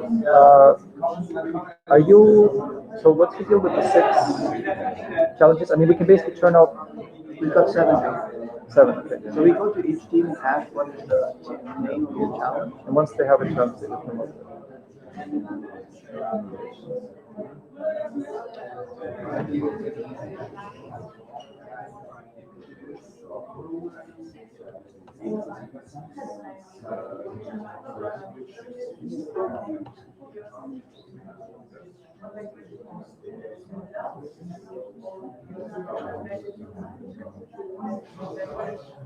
Yeah, so the Italian guy, Sarah, Antoine or whatever. He didn't make it. He was, that was He didn't challenge. He didn't challenge. But it's funny how his challenge is so much like the S4 team. Yeah, it would have been a good fit. Maybe I'd tell him.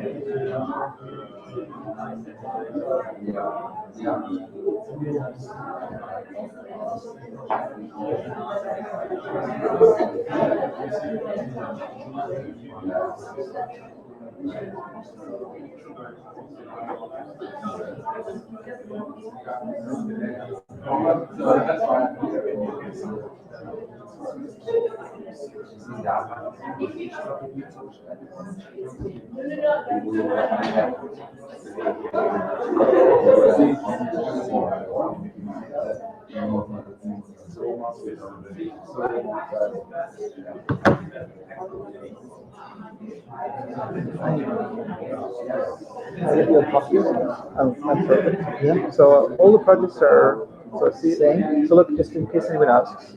So now at the top of every project there's a blank notepad. They can click edit. Just right into it. Okay. I will take the password protection off, so they don't even need to make an account.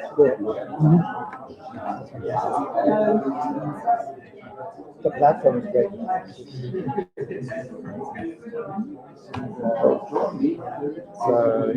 One thing I forgot to mention, the fact that every challenge, like whatever this one, can be translated into German, French, Italian, Google. That's something that's completely first time, never has been done before at an Open Data Hackathon. Oh, cool. Maybe we should say that. No, maybe that's already a result of the hackathon. But we have most of them go. Oh, but this is the whole side of it. Very smooth.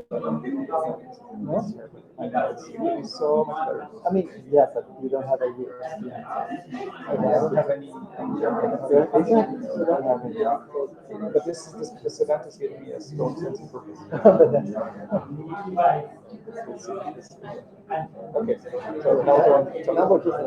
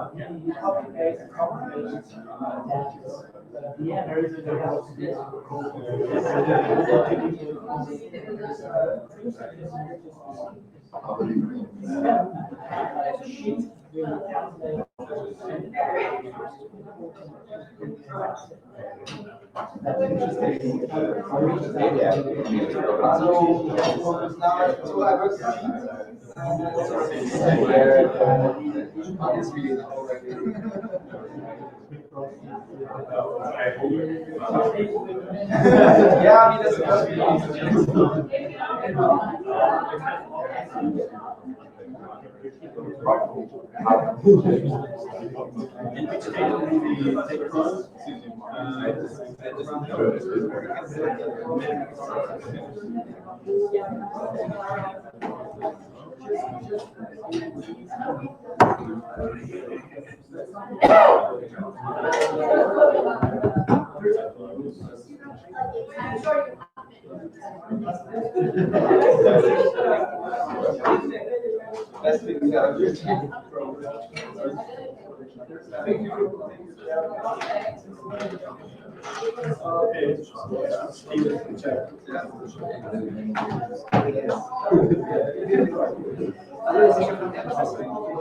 Ja, ja.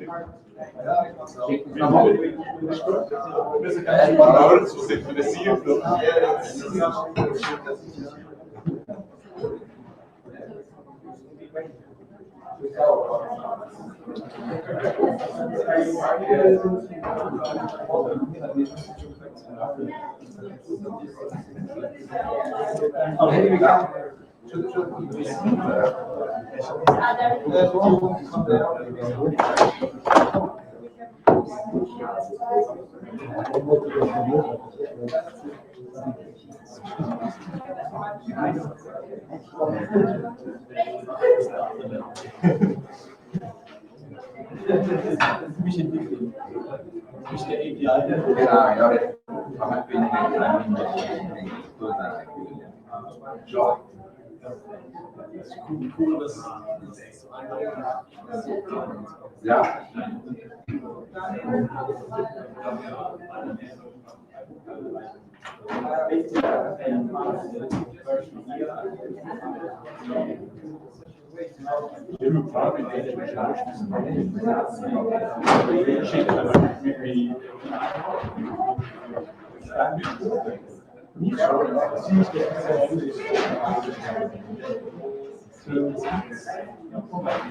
Da kann man so ein bisschen von da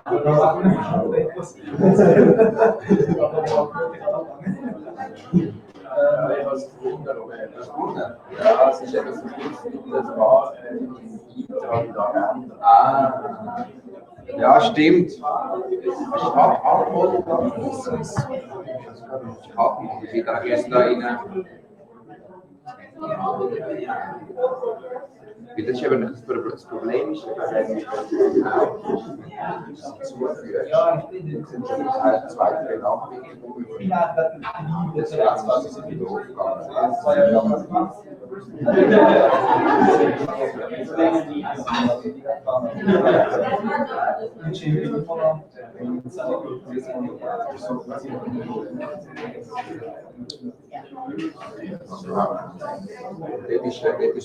Das ist so ein Teil der Agenda. Nein, ist ja so.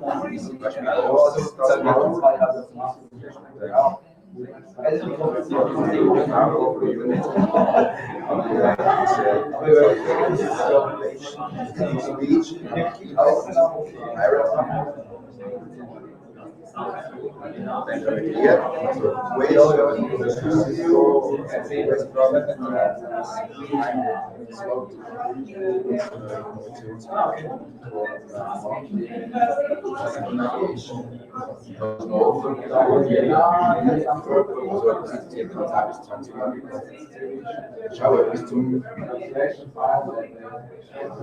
also zum einen ist ja von da ja. Das andere Thema ist sorry, das ja, ist nicht oft, ist nicht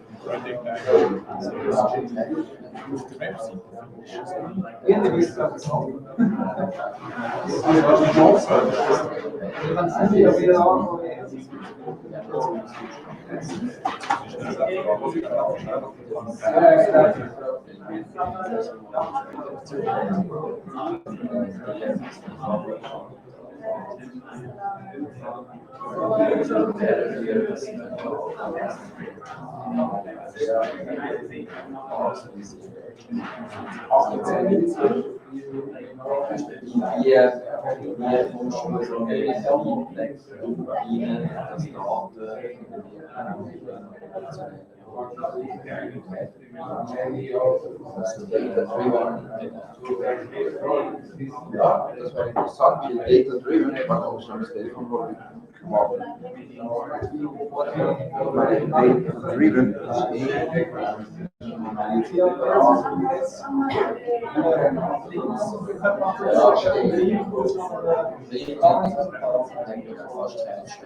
ja, ja.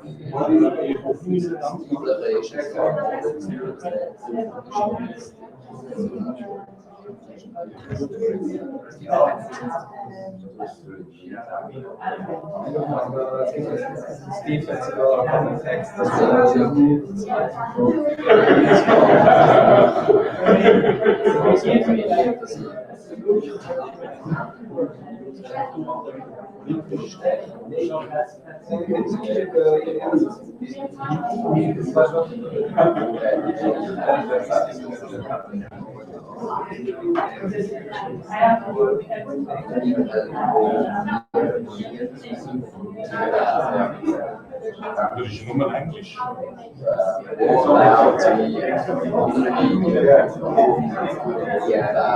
Social media. Is there anywhere I can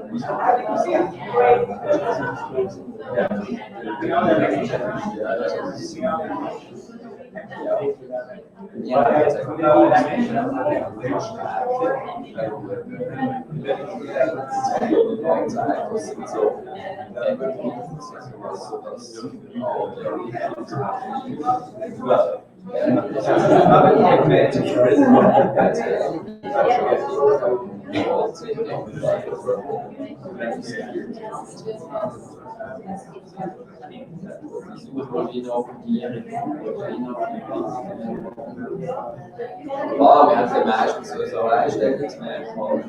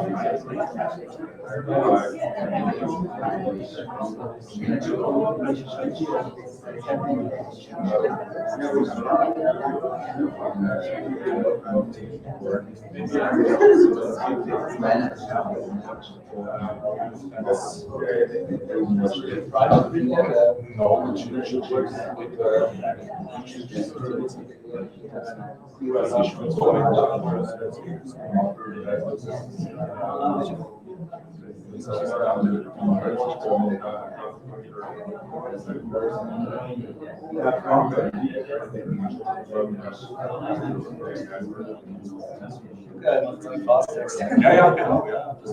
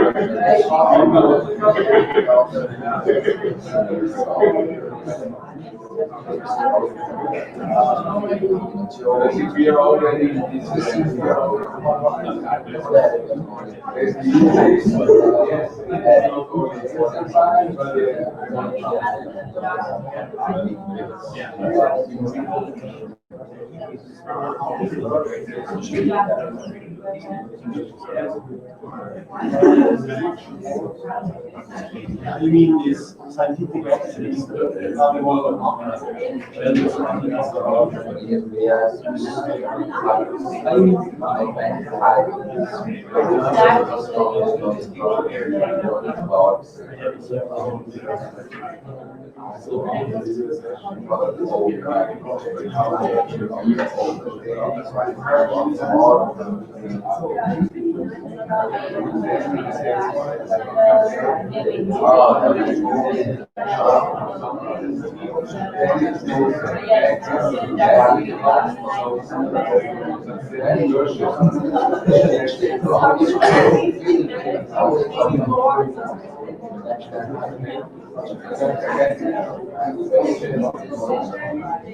some type of comments inside the GitHub.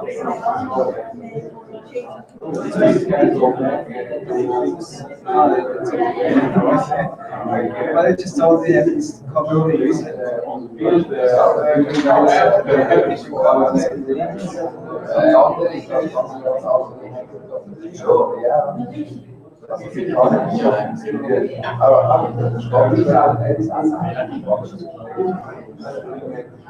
Maybe you know for yourself, you always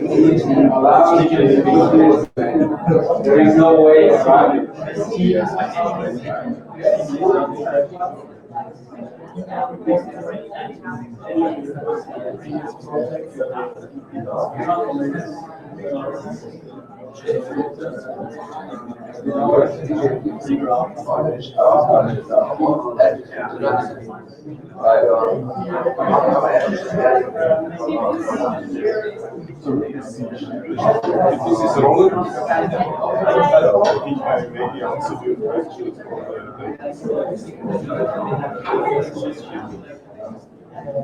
Ja, also. Die ist eigentlich nicht so machen, die wir können posten. Diese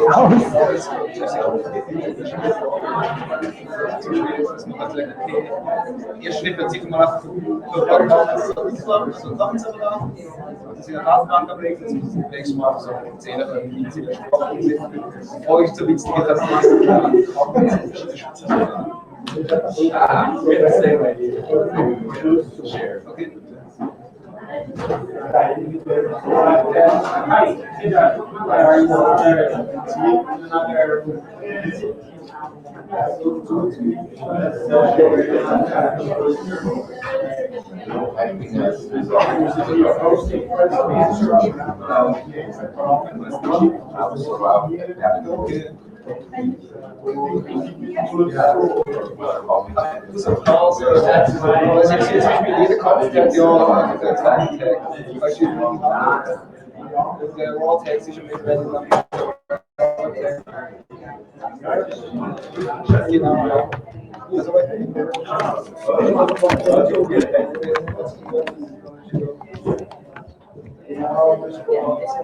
Okay, it was your talk was fantastic. Thank you. And by the way, I've never seen this happen. Was printing easy, or you had to? It was easy. Yeah. Okay. Wow. I'm a print machine.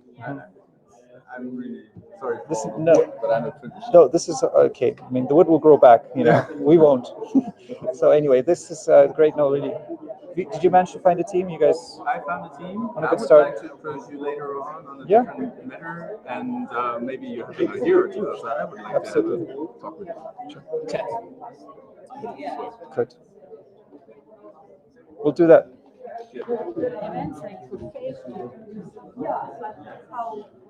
Give instructions how to write. You have to write it correctly after a couple of times until you move on progress.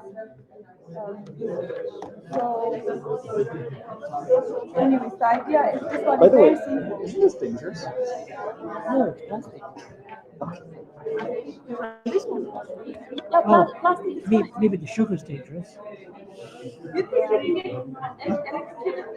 I don't know, but I'd love to try.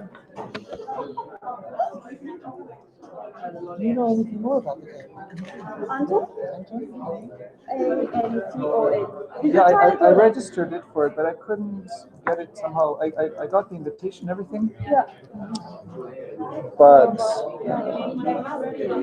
It's like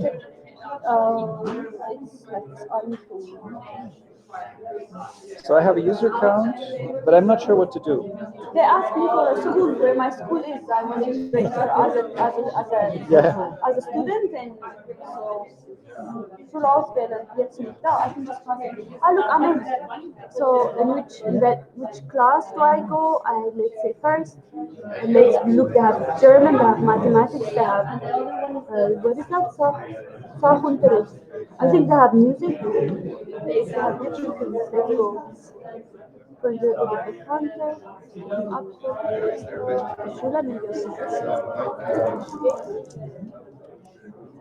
So you see there's a lead, there's a Yes. Yeah. suggested I will do some. I just got You see? a couple You of I'm write not seeing the it. comment. Ooh. I'm just trying this game that she recommended. Direction as well. I'm just gonna research something of a game. Yeah, it's Yeah. really What Phil and I just talked about before, I just wanted to ask you, do you have like some kind of pedagogical concept? I mean, you mentioned Antoine with like a bunch of series of exercises, but was there any kind of any kind of starting point for? So that's what you're doing, starting point. Okay, awesome. I don't know. Okay, good, good. It's like your own language. It's how you work, I guess. Okay, so you see, you have to write it, and then it goes into the small letters. Yeah. The good thing is we don't have small letter in Amharic. So you have to write L multiple times until you see it turns green and That's the Duolingo approach as well. Oh. You have so many types of challenges.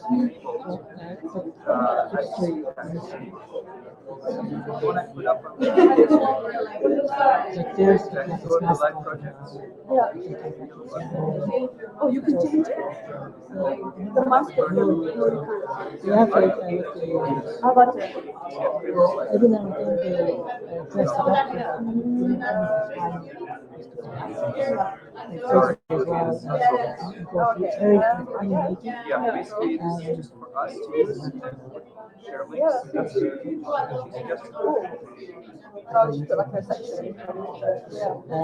Yeah, it's also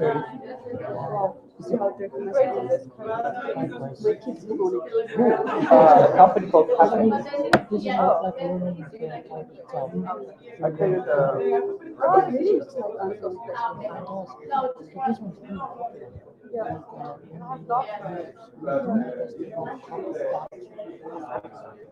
it is fun. Should really be the default hackathon.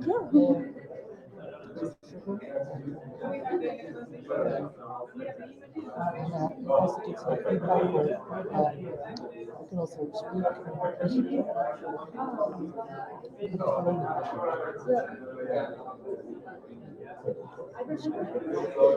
How did, in which language is it? It's Italian. Oh, it's them. She is the lay. Ah, okay, good.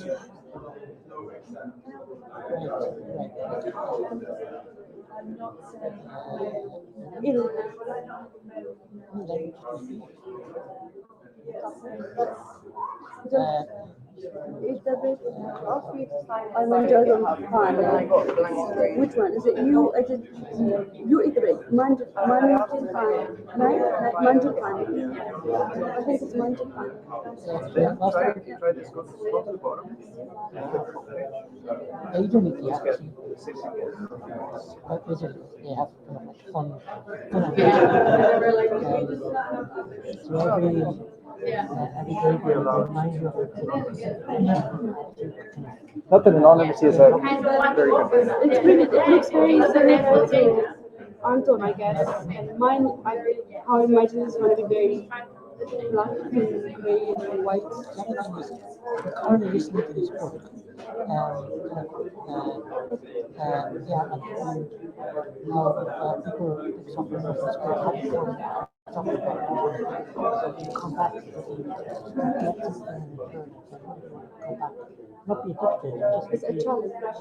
not a challenge, but something like the book is clear to understand the concepts. For example, use Instagram. Yes. So that one, for example, is it gives you tools to create content, and then people like it, and then you get a positive reinforcement. That's still is. I'm thinking more about I guess the data side of it. Trying to figure out if Amharic already has like open source fonts. Facebook as well. And And so once those concepts are understood, they can be crafted in a way that they have, like you as a designer have the potential outcome in mind that you want to create for.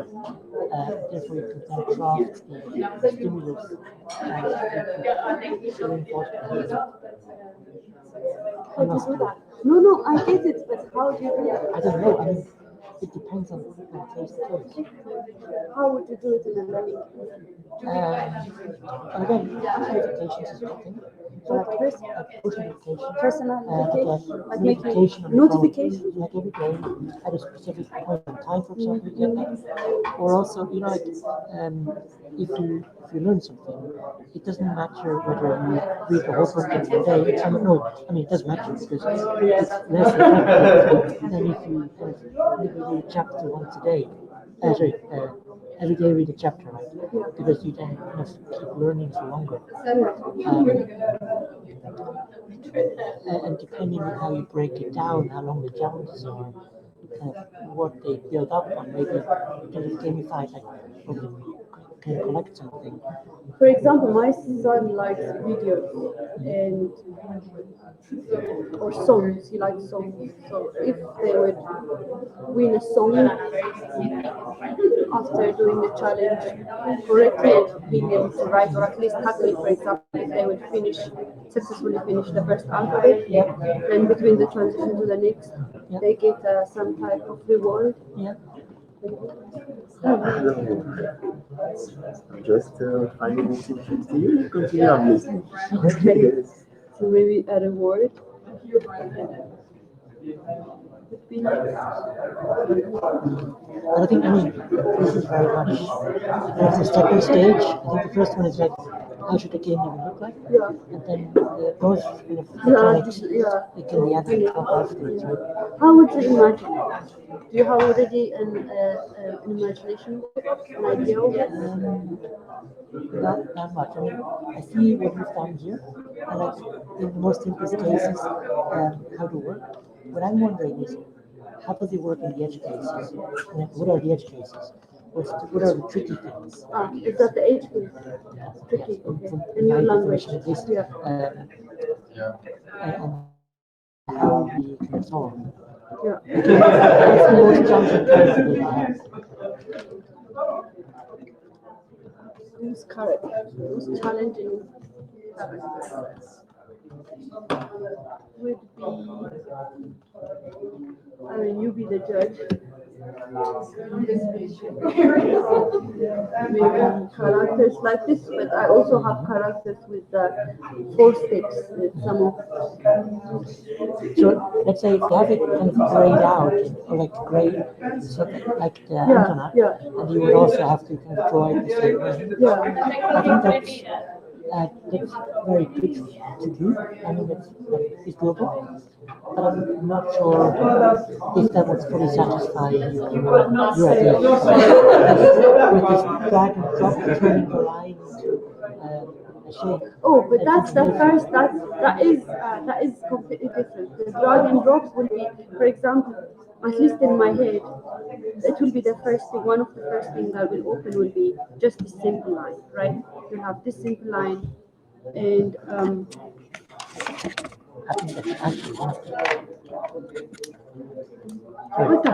this one. So there is this line that opens up and it turns into, you open a couple of them. For example, I have mapped out how many you can actually open up with if you would copy this and then you add on top of, you add a line, this translates. So you always had to go back to this page to add more and more and more, because you'd eventually finish playing this, right? Once you have opened it, you want to go, oh, okay, let me see what's this character, and then you click it, and then it gives you the detail. It would give you this detail, right? Just like the Antoine, the one that we saw, it has to be like you have to play, and it says ha, and then it moves you into the next one in which you're able to trace it out, and then you continue, and you finish it. You finish how. You learned how. Then you go back to your basic thing, and then you have to make now another alphabet, and it will. When you say an alphabet, It's the mother character? a character. It's like in Amharic we have 33.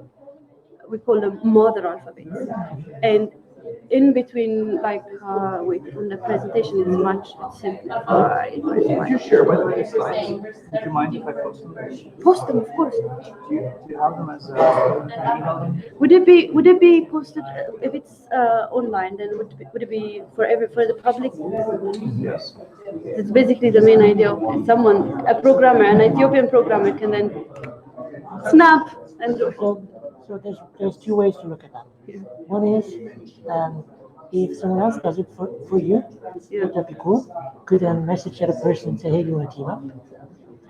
Therefore, you don't have the burden of developing it. Or do you want to develop it yourself?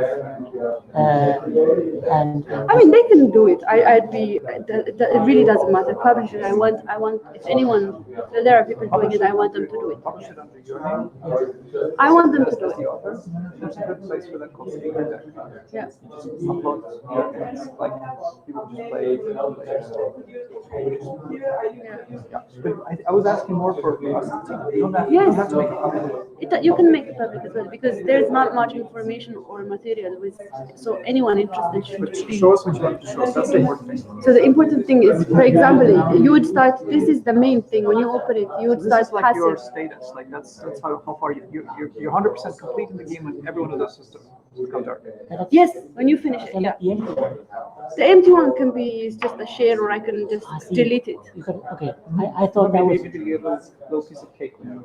Or this takes you to, you know what I'm thinking? What I'm thinking is because you'd collect illustrations, right? I mean, it's another one of these fleeting ideas, but if you would collect these illustrations, it can make a book. And maybe at the end, you can order the book into a printable. So everything you learn, you can eventually, because I want to make it free. And if I would make money, I want to make money off the printables. So basically, it will take you to the shop.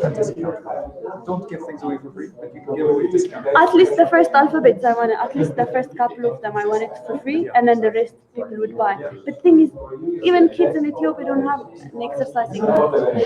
They need something to exercise with. So one of the things I was telling Philip before, we make this as a really good game. Yeah.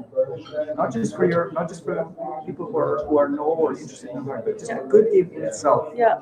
The people would pay it. Yeah. They might even buy your book, and they might support you. Yeah. And you can keep it free for children. Exactly. How do you buy it? How do they buy it? What do you mean buy it? Like buy it per app? No, it's like or buy it like completely like they support you. You have the original idea is like you are doing this to help. So basically selling Ethiopia and people as whatever business model you end up doing. Yeah. Right. If it's a book you buy. Yeah. If it's some kind of maybe it has advertisers, you can turn off the advertisement by paying something. Yeah. Like there's just 1,000 business models you can take. Look, my idea is that because at least the first alphabet thing will be just the beginning. Because the idea is to also do a lot of illustrations and do it. So the diaspora, which the group that can pay with a visa card, who has access to international, can pay because I will make the rest of the things that they want. They have to pay to get them. But the alphabet, at least this one, all the illustrations they had to pay for. This alphabet, it can be free. By the way, I'm filming you right now. Live stream. Say hello. Oh my god. I hope are you okay with that? Sorry. Don't tell me. It's just really boring to look at their bums, so I just tipped on the camera. Hello. Actually, what I was just thinking, connected to the media project, you could have a crowdfunding appeal. Yeah. Right? You could ask people to donate money or to just pre-purchase books. And hackathons are great for just coming up with the app. It's just great for getting material that you can use in a campaign. Yeah. Things like a video of you and an early stage of the project. Yeah. So people can see it's a real person behind the scenes with a real initiative and also kind of I mean, this video is just meant for you to use, in the future if you need it. Yes. If you want to turn it off. It's fine, it doesn't matter. So, okay, the idea is, but yeah, you get it, right? I want, because I can do lots of illustrations. There's so many stories I want to just like plug in it. We need to get to the point maybe where there's quite you put Illustrator thing goes in. At first, now we're just focusing on the alphabet because all the stories and whatever what we can sell eventually is like the second stage. But now it's how the alphabet. So that what you showed before, that was a basic interaction to learn the letter. Yes, which one do you mean? You hear the letter, you see it. Yes, this one. You draw it. Yes. Where is it? Then you get a completion point. Wait a second. Exactly. This one. It's big. You managed to get that working today. But is this the same letter still? Yes. This is all the same letter, right? This is exactly. This is conjugation. So basically, the main alphabet, which is the curve, it looks like a U. The U stays, and you just have to add lines, circles, like rings, and. How do you learn what that? What are you adding there? That line. How do you learn what that actually means? Basically, when you add, this is the main one. This is the original one. When you add a side stroke, it turns into a oo sound. So it adds an oo sound, and it's quite consistent in all 33 mother alphabets. So if you get the idea of how you make the 7, then you get the idea of how to make the 33. I was telling you, right? My wife is really fascinated. She finds that just really intellectually satisfying, whatever. It's really cool. It's just a cool system. It's really cool. I think it's cool because in English you have to think about how you write each and every other word because it can be derived from French or German or whatever. It's just different. But in Amharic, if you can hear it, you can write it and you would not be wrong. You just know because you know how each sound is written and it's written in just one way. But I just want to so only the sound changes. Yes. But do you want to like also see like an explanation of that? Like, do you want the app to basically tell the person? Yes. Oh, now you see there's dash. Now the sound has changed. Something like that. I think not really, because the information is that I want to plug in between is, for example, we have 3 different versions of ha sounds. Like a ha can be written in 3 different ways. So maybe there should be a pop-in saying, look, Amharic has 3 different ha's, and this is just one of them. It's called Halit Ha, and this is the first alphabet. Just and then you continue. I think that's unnecessary, maybe for me, because I would imagine people have already an understanding of the language when they want to learn the alphabet. You want to create something engaging. You want to create a game. Yeah. Focus on getting engaging. Yeah. This kind of thing could be like an information button. You tap the information button anytime. Yeah. And it just explains. Then why not? Why not? And you can then link that to some kind of teaching material or whatever. Yeah, sure. What do you call this thing? An info bubble. Info bubble. Okay. Yeah, sure. Yeah, exactly. Explaining that it changes the sound. You see, this is not. It's not a given for you, but it's given. I don't even consider this, but you. Yeah, I get it. It's bubble with 2 B's. You see, English. English is shit. It's now official. My apologies for everyone. To the British Broadcasting Corporation. Came all this way to Switzerland just to get insulted. That's a very good one. So yeah, basically, la is a la, see. You have another one.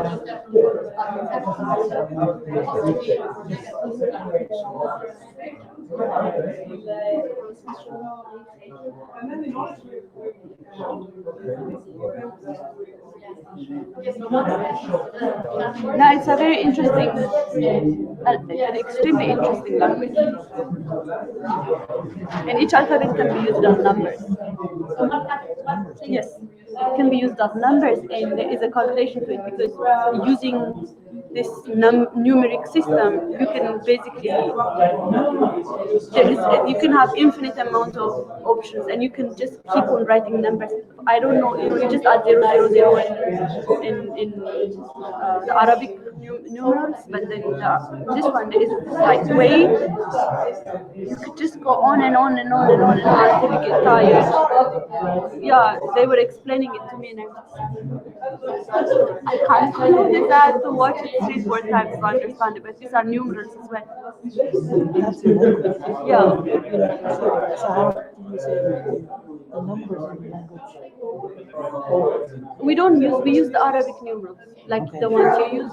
We have stopped using our number. We use our alphabet, but not our number. Some people still use it, but not me. So how? What's the most? Can you write something for us? Yes, how it goes.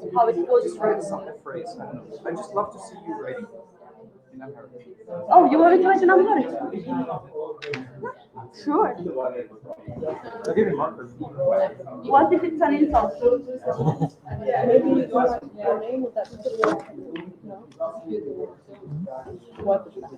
Good question, actually. Your name, right? Yeah, it wouldn't be difficult.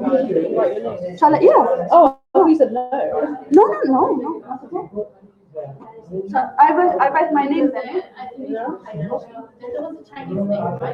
Well, English is bullets. What? What? English is bullets. No. Something mildly insulting that no one will ever understand. Really? Yeah. Brilliant. Then they won't take it seriously. Okay then. Okay, the English are going to bullets. The what? Make it political. The English are going. I'm not making it. I have enough politics on me. I would just say something that an Amharic speaker would understand. Write my name. I want to know what it's like. Okay. Ebisa. Yeah.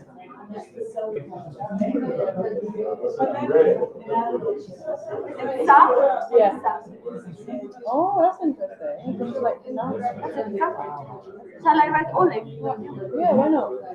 Philip. That's really cool.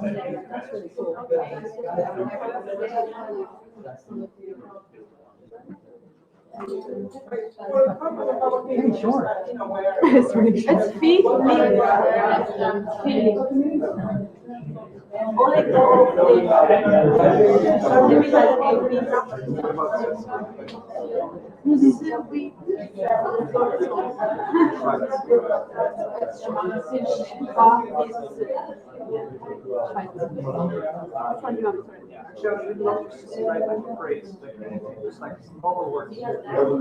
I'm gonna insert it. Oh no, I'll make that line. And then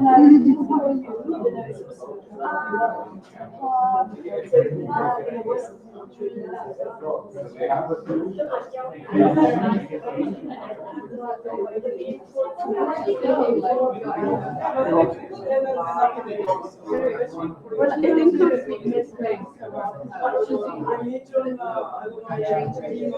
no, it wouldn't. That's the thing. I'm writing it a lot of times when we were children. For example, in the afternoon, the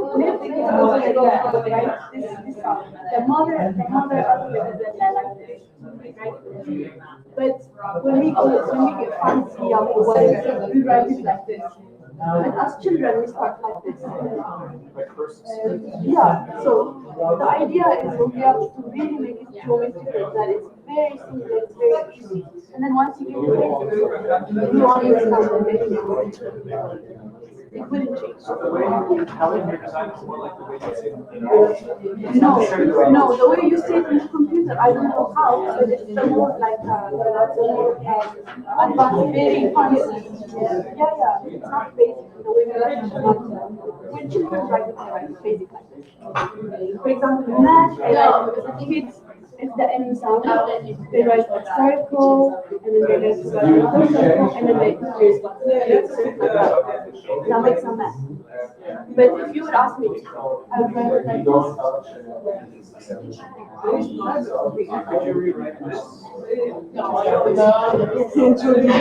Yes, they would write it like this.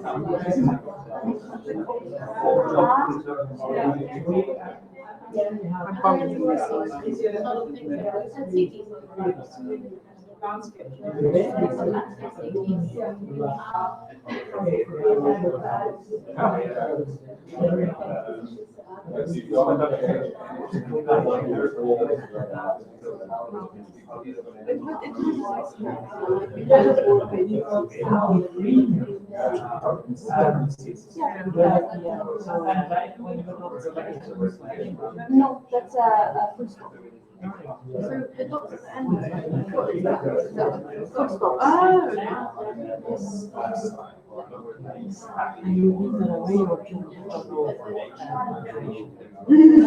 What do you mean?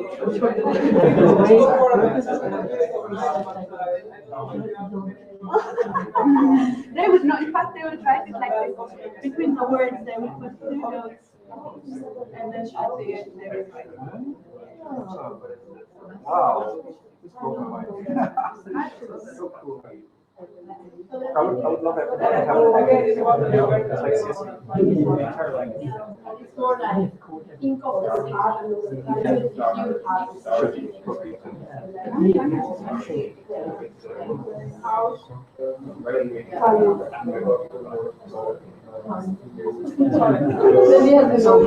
One thing that I'm sorry, really Egyptian and Chinese or whatever, like picture frames. Does this have any reference? They're just This is Semitic. This is there is a lingual channel on YouTube which takes up the kind of historical background to it. No, this is not it. It's not Arabic. It's an Arabic, and then it's funny. It's kind of a smart way of solving the problems they had at the time. By creating a business, by mixing it using one model alphabet and then using different versions of I don't know if I can explain it. I don't know. But we found it very different ways of that's the only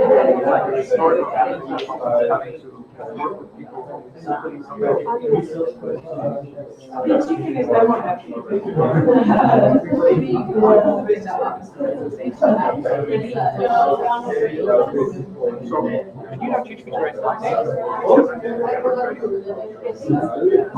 Yeah, this is quite complicated.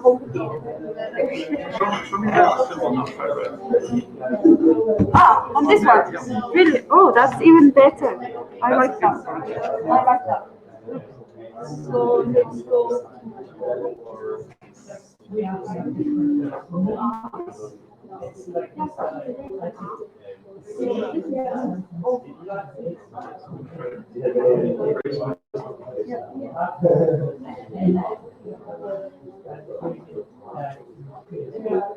It's really good,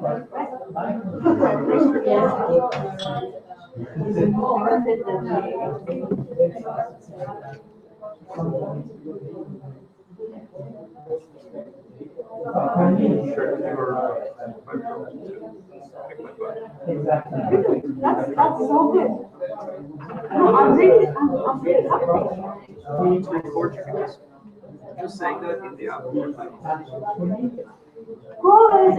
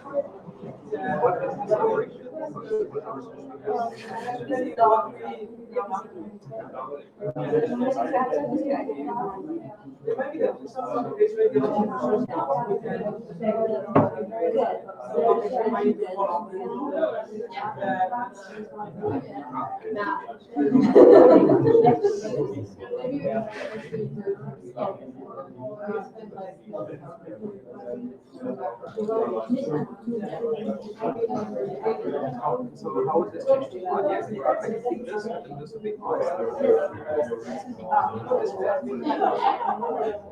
I think But that's almost the same. yes, So that's exactly. But for this one, so that's amazing. yeah. Yeah, that's the thing. Once you have the structure, it's going to be very simplified. Then you could logically anticipate what it will be. Your turn. You are, it's very easy. Oleg, it's already. Yeah, but you see, you know what I learned? What I just noticed is there should be a bit more space, so I have to correct this. There should be a bit more space between the circle and the alphabet. Okay.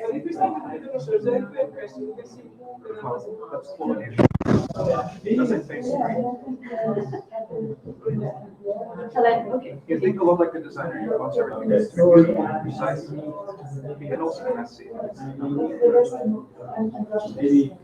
I think we are, yeah.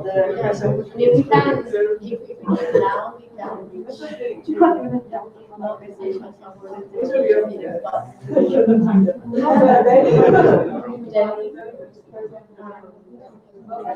You've got kids your age, actually. Yeah. See, 45 minutes is enough to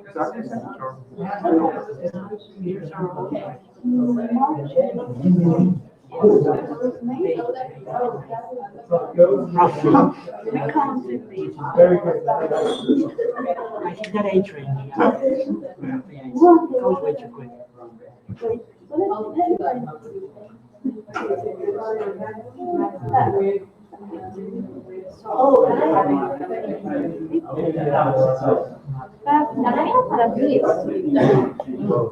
But it makes sense because eventually you want to visualize something and you want to show it in bodies. Yeah, that's the thing, right?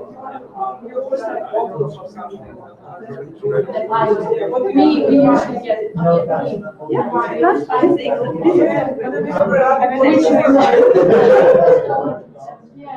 want to write your name?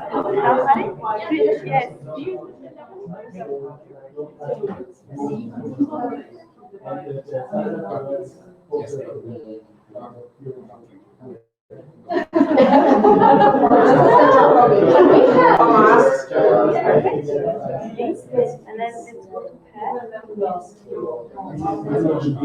So you're writing the sound. yes. Drawing down, but that's how we know it's done. It's like and that goes into the photo. Yeah, because I don't think visualize stuff. I mean, here, classes, but not the same for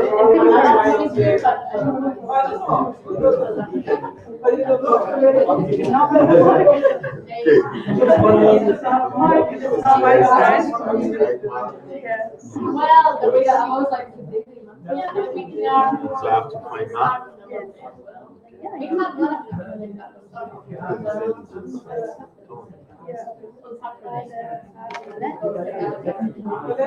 Yours is going to be a bit complicated.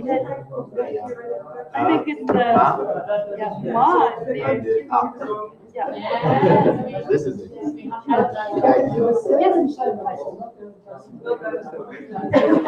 not just that. For me, it's How do you think instructions?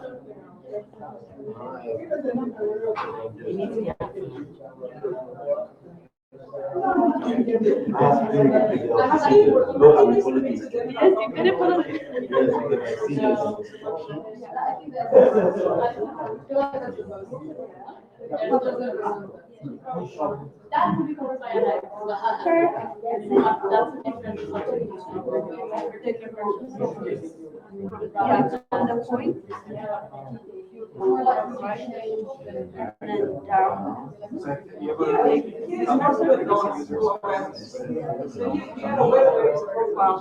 you down. Yeah.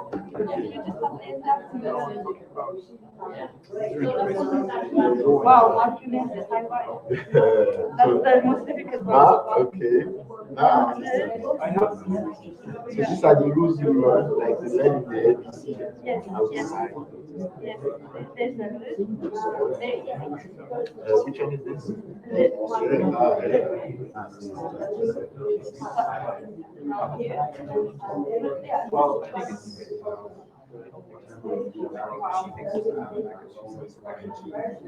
And of course, it'd be nice to get but I think at the beginning it could just be just don't wander too much. But then it could be like level 2. You actually have the level 3.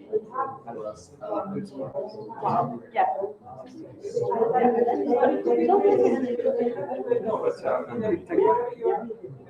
That's the joint Yeah, you can Once you start writing something, almost. It's my fault because now it means that I have to put it. Okay, developer. So this is where from? I am, yes. Yes? Yeah, not really. Yeah, I'm a little bit, but not really developers. Did you see that what the developer decided? We provide the APIs. Yeah. Okay. So if you need help to log in or you have the same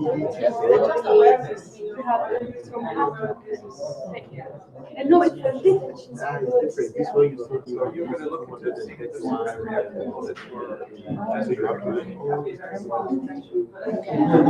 How do you have more without? It's very easy. Once you get the hang of it, you find it hard to make much of it.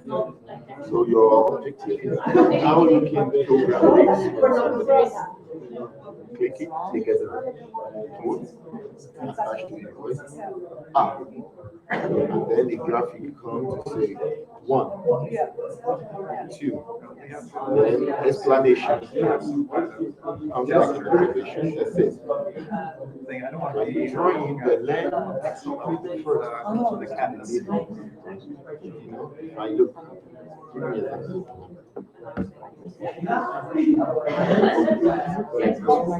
You're looking at the graphic.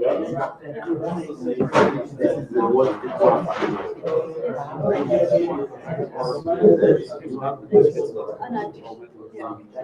instruction will now say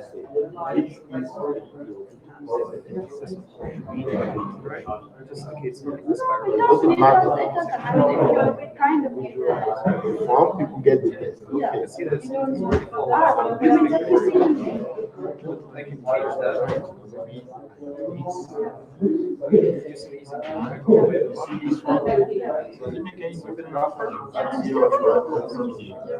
So basically what I'm saying is that you have this is what I mean with instruction. When you have this,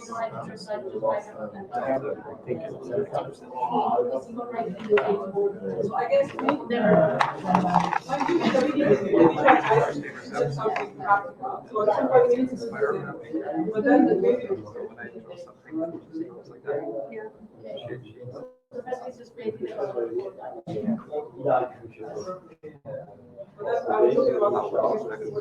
Have you ever done the UI program animation? Like drawing a scuba the animation and translate the movement into As in, like, you have one line and basically just one but in a design, it's not supposed to be. no whatever. But I was Photo paint application. easier. Visit curves. You know, visit curves in Illustrator. That's when you click, or sometimes click and drag, and then you make like. The point is never precise. When you have a nice basic curve, it's quite easy to do mathematics. So you can see how much far is that curve. Philip's Martin showing the grid. You're trying to control the grid.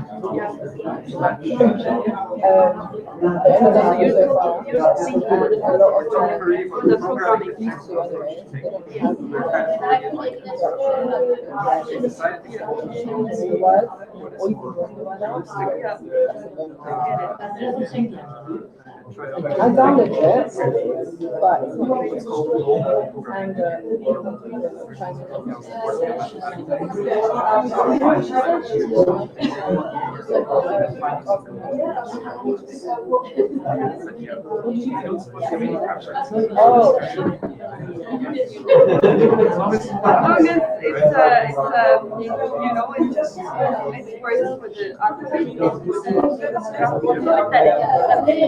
and It's like working on art. Victor works with AutoCAD. For example, if somebody has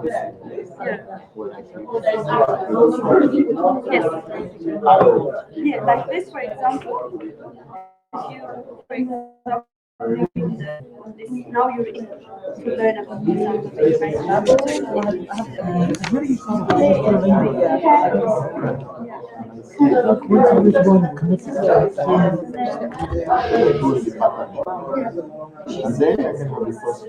where I try to draw it. And it tells me. But I was thinking this would be the touch screen, and you're supposed to skip your already outside and you Just follow it. Then okay. It gives you stars. So you're supposed to make it 3 times. It's just like an idea. They might And I monitor the progress. And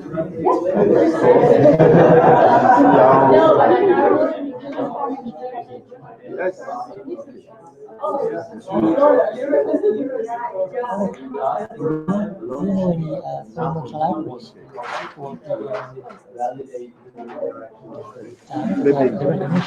I will be part of you. I don't know yet anything. I just sit down. One can monitor the progress. So if I log in, it can track my progress where I aspire to write games. I have one game in the App Store.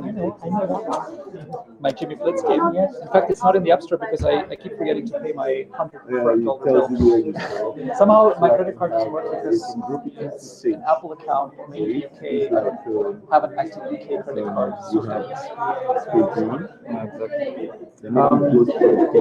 But what I don't want to do is have to whip out Xcode or Android Studio. I want to do this as a web game. yeah, we can make it like a HTML5 canvas. Yeah. You were saying React you would like to work with? This is something that I would see kind of as a, it could be a final example, right, where you need the animation. And you need to pure animation. But this is where I get into the whole C, optimization territory, where you can use a lot of time in. I think the HTML5 canvas, there should be a lot of the drawing tools out there already that we use. Now, in that case, the question is, does it have to work on the phone? And then remote it. This is funny. Project in GitHub called like Hackathon started. All right. But have a look for HTML5 canvas drawing. More like React canvas. You don't even have to be React.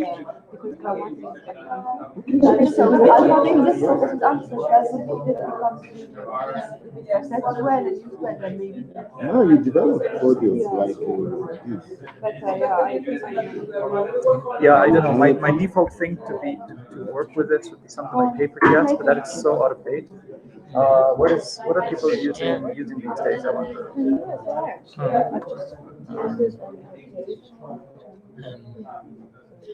What? Updated 8 days ago. Okay, I guess Is there our any- friend Jörg is back in the mix. Is there anything in the WebGL space otherwise? WebGL? Babylon.js. We don't want to make this into a 3D project. It's I know. Babylon 3D. I thought it was 2D. Oh, it's 3D. Okay. All right. Never mind. I don't know, vector graphics and WebGL accelerated.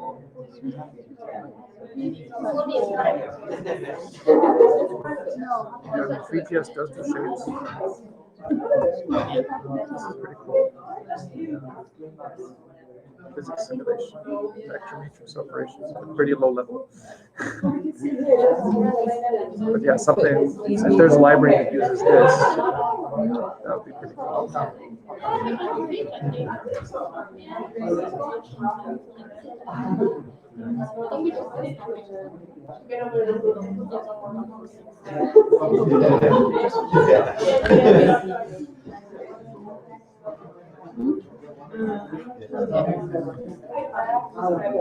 Well, I mean, let's just think about gesture recognition. I think web-based. Gestures are like swipe, zoom, and so on. Yeah, true.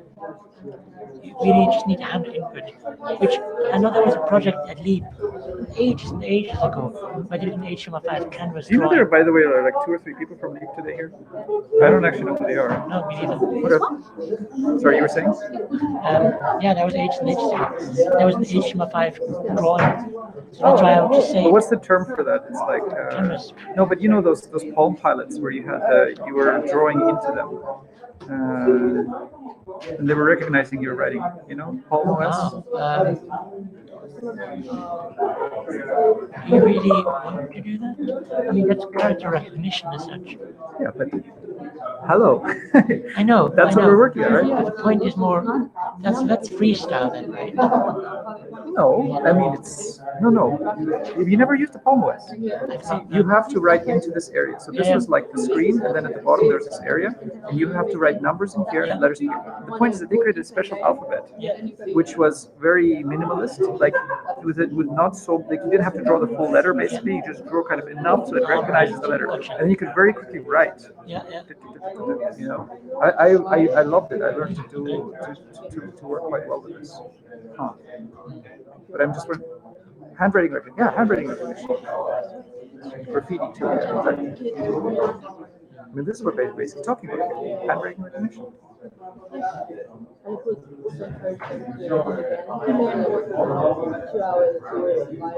You know, by the way, I wasn't completely kidding about the chatbot because I was thinking this could just really work with this. The kid just writes, takes a picture, he did well, you know.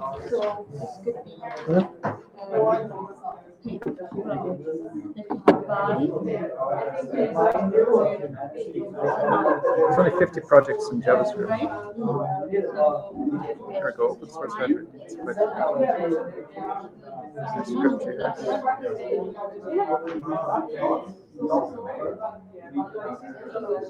Although React component with handwriting recognition provided in nice. 229 lines of JavaScript. Yeah. Leven's time distance. How is it applicable to character recognition? It's most likely. It works for like typos. I have no idea. So you write it, it gives you like This is crazy. and then there's a point illustration. I mean, this is a little bit what I'm talking about because this is already quite close. This is, I guess, a phone keyboard, right? A custom keyboard. Do you have one of those handwriting recognition keyboards? I'm not even sure if they are available for iOS. I don't think engaging with AG. The gestures? Yeah, I know, I keep thinking. Oh, wait.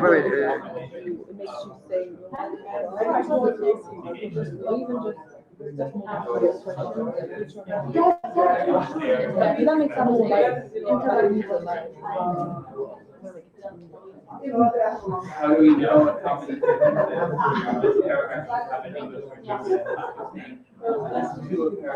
Here, yeah. Okay. This collects all your credit card data and sends it immediately to Google. Yeah. Do you agree? Yes, of course I agree. So basically now, in theory, German handwriting individually. 17 megabytes. I'm going to take a screenshot of this. So typical. But I don't think we need something so intense. This looks really cool. My script. Oh, wow. That's cool. Yeah, I guess now the biggest thing is what could be a price. Is that a commercial product or a... That's something Well, I found it open source.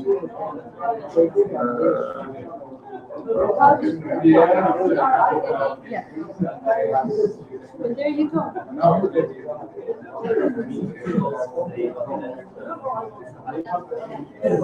It's just a startup.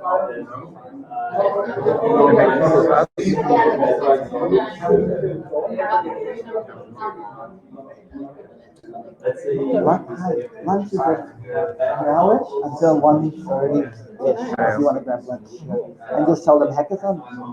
Okay, thank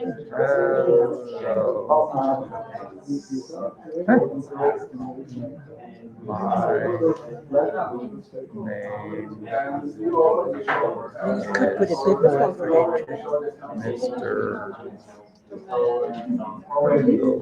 Oh, thank you. It's perfect! I guess you can also translate emojicons. Make this map and it'd be golden. Unfortunately, emoji does not seem to be an option here. But yeah, this kind of crazy script is.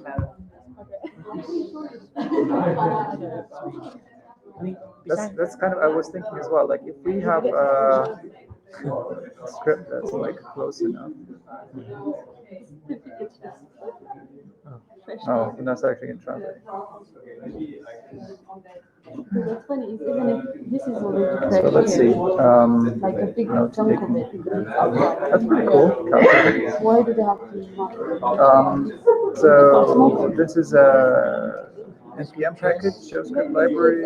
Why do they have to That's a React Angular view. More than 65 languages. Excuse me, Nikki, could you write Amharic in Amharic for us, please? There? Yeah.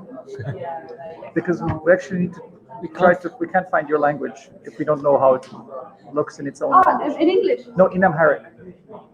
Because that's how it's listed in this thing we're trying to do. Can you see it or shall I open a new one? Just the top somewhere. Yeah.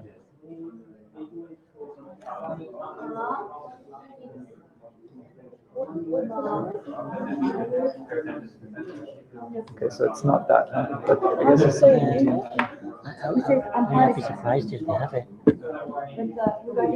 It's just really general purpose languages.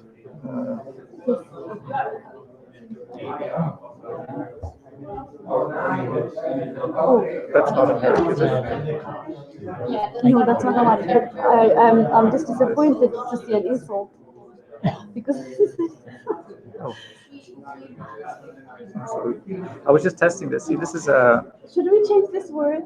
I really Yeah. don't want it to be told. What does this word mean? It just is tool. Tool. It's like a